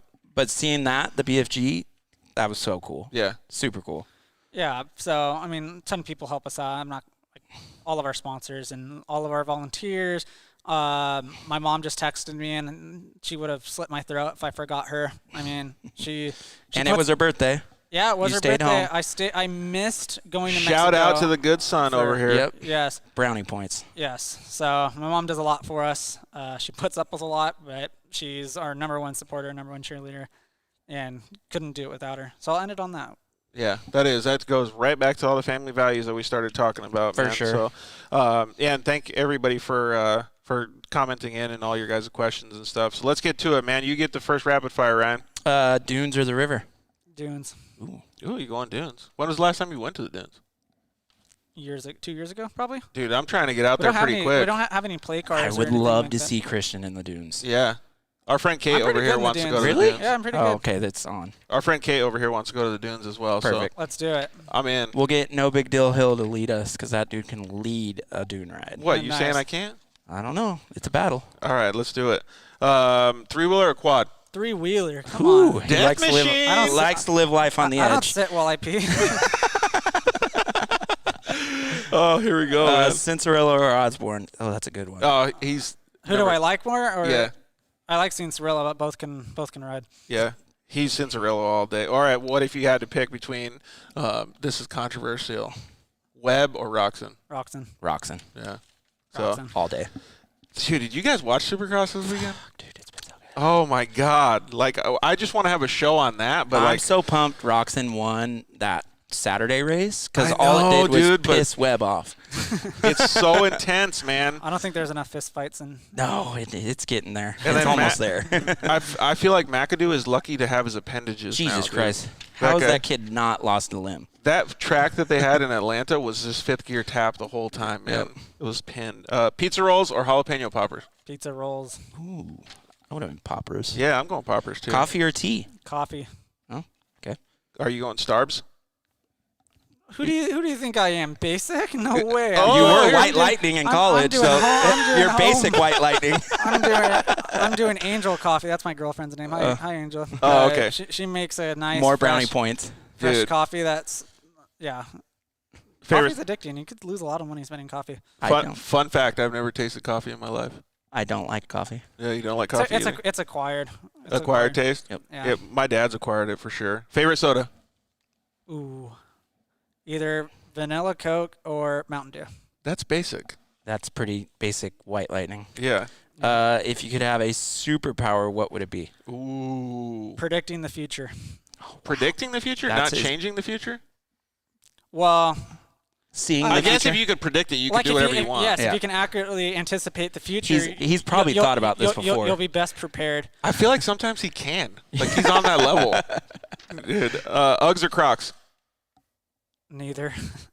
Throwing them in the trash. You got to pick I one. see Christian wearing Crocs. Gun to your head. Gun to my head, Uggs. Okay, that's a solid choice. Yeah, he said going to the dunes. Yeah, big dune guy wearing Okay, Uggs. okay. That's the only place. That's the only place where it's acceptable, socially acceptable. But even then, I give people funny looks. Not, yeah. Most memorable race. 2018 Laughlin Desert Challenge. The last win. That was my What first and only overall win. What was one thing that you remember from that race? Like something that just stands out? Jason Voss adoring me in the first turn and knocking me off the course, and essentially gave me the whole shot like by a landslide because It pushed you off. the turn chicaned. Right. So it went right, then left, and he into the left-hand turn, or the right-hand turn. Sorry, he pushed me off into the weeds, and set me up perfectly for the straightaway. So I got the whole shot by like 20 car lengths and never looked back. That was pretty cool. That's like a legit cutting the track like legally. Yeah, because Yeah, he pushed because him. he pushed me off the course. Dang, that's actually pretty cool. And then obviously coming home with the checkered flag. That was awesome. I cried like a baby. Favorite flavor of ice cream? Cookies and cream. Ooh, that's a pretty good I'm one. into that. Dogs or cats? Where are you going with your favorite flavor of ice cream? I right would have now? said the same thing. I actually forgot to ask Jeff Proctor. Adam told me to ask him about stopping to get ice cream down in Mexico.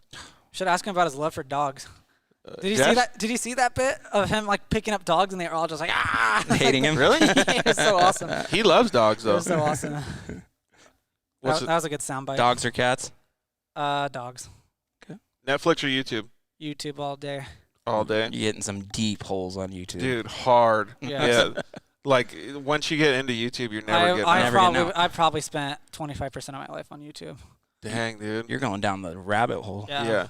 What's well, I guess in the last week, what's the thing that you remember most about watching YouTube? What's the show that you remember watching on YouTube the most? Really, to be honest, the main things I watch on YouTube are either in cars Or videos of himself. No, I don't watch any videos of myself. Or real estate stuff. Oh. That's really. Oh, about it. really? That's Yeah. kind of boring. Yeah, So I it's saw the boring. most It's- expensive it's house in dull. the world because it popped up on my YouTube and I got in a rabbit hole. Yep. And the most Oh, expensive I house watch in a the world. lot of Sam the Cooking Guy actually. Oh, I've seen a couple of those. All He's right, from now San you got Diego, me too. interested. Fun Like, fact. what's the best thing you saw him cook? Because Oh, he has a steak recipe. I'm a big steak guy. It's my favorite food, and he has one recipe that I have nailed. You can ask anybody who I've made it for. nailed it. His girlfriend only. No, my mom, my dad, my brother, my grandfather, my girlfriend. If Brett tells me that you make a good Ask steak, Brett. then I'll believe it. Ask him. Because Brett usually knocks everything. What he is does. it on the steak? I can't tell you, dude. Oh, here we go. It's not my. Here we go, It's not my dude. recipe. Next- I can't take credit Next, for it. You gotta next watch show, he's cooking with Christian. Yeah. it. There we go. COC. All right, I think it's you, Ryan. Burrito or taco? Tacos. That's a great choice. Supercross or motocross? Supercross. Stadium guy.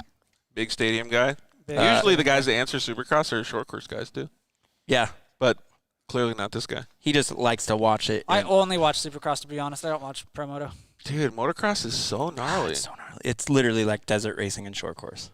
Yeah, I believe you. Just usually We should take him to a moto race. No, I've been. I've definitely been. Really? Glen Helen? Yeah, years ago. But I mean, usually it's during they race in the summer, right? Oh, So yeah. I'm always kind of busy, and motocross isn't really.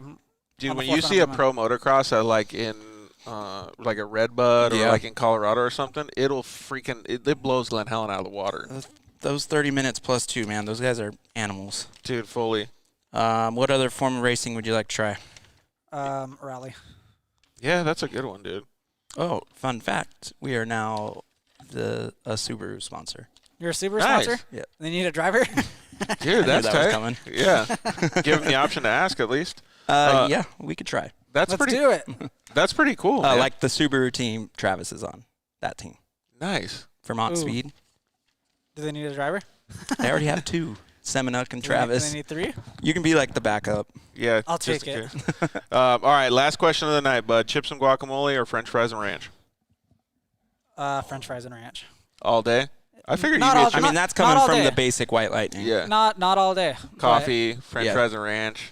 French White fries Lightning. and ranch it's pretty unbeatable, dude. All right. Well, like I said, Christian, thank you very much for everything that you guys have done. I really see a big, escalation of the UTV racing just because you guys are in it. Just seeing the way you guys operated your program at Parker for the 10 minutes that I got to see it was pretty phenomenal because I always tell Proctor this actually, the way that he operates his program, the way that you guys operate your program, all of these things are changing the way that the game is done now. Well, and it wasn't, like you said earlier, it wasn't forcefully. Like, it wasn't no, like. it's natural. Yeah, it's like we showed up, we're here, this is how we do it. Right. And Yeah, and we understand we got a target on our backs, but it hasn't translated into results, and we're here to win races, and I don't know how much longer we're going to be able to go without winning races. It's But, we dude, hold that- ourselves to an incredibly high standard. that progression is phenomenal. That's what everybody needs in any sport. Yeah. Stick and ball sports, motorsports. And the professionalism. Yeah, exactly. So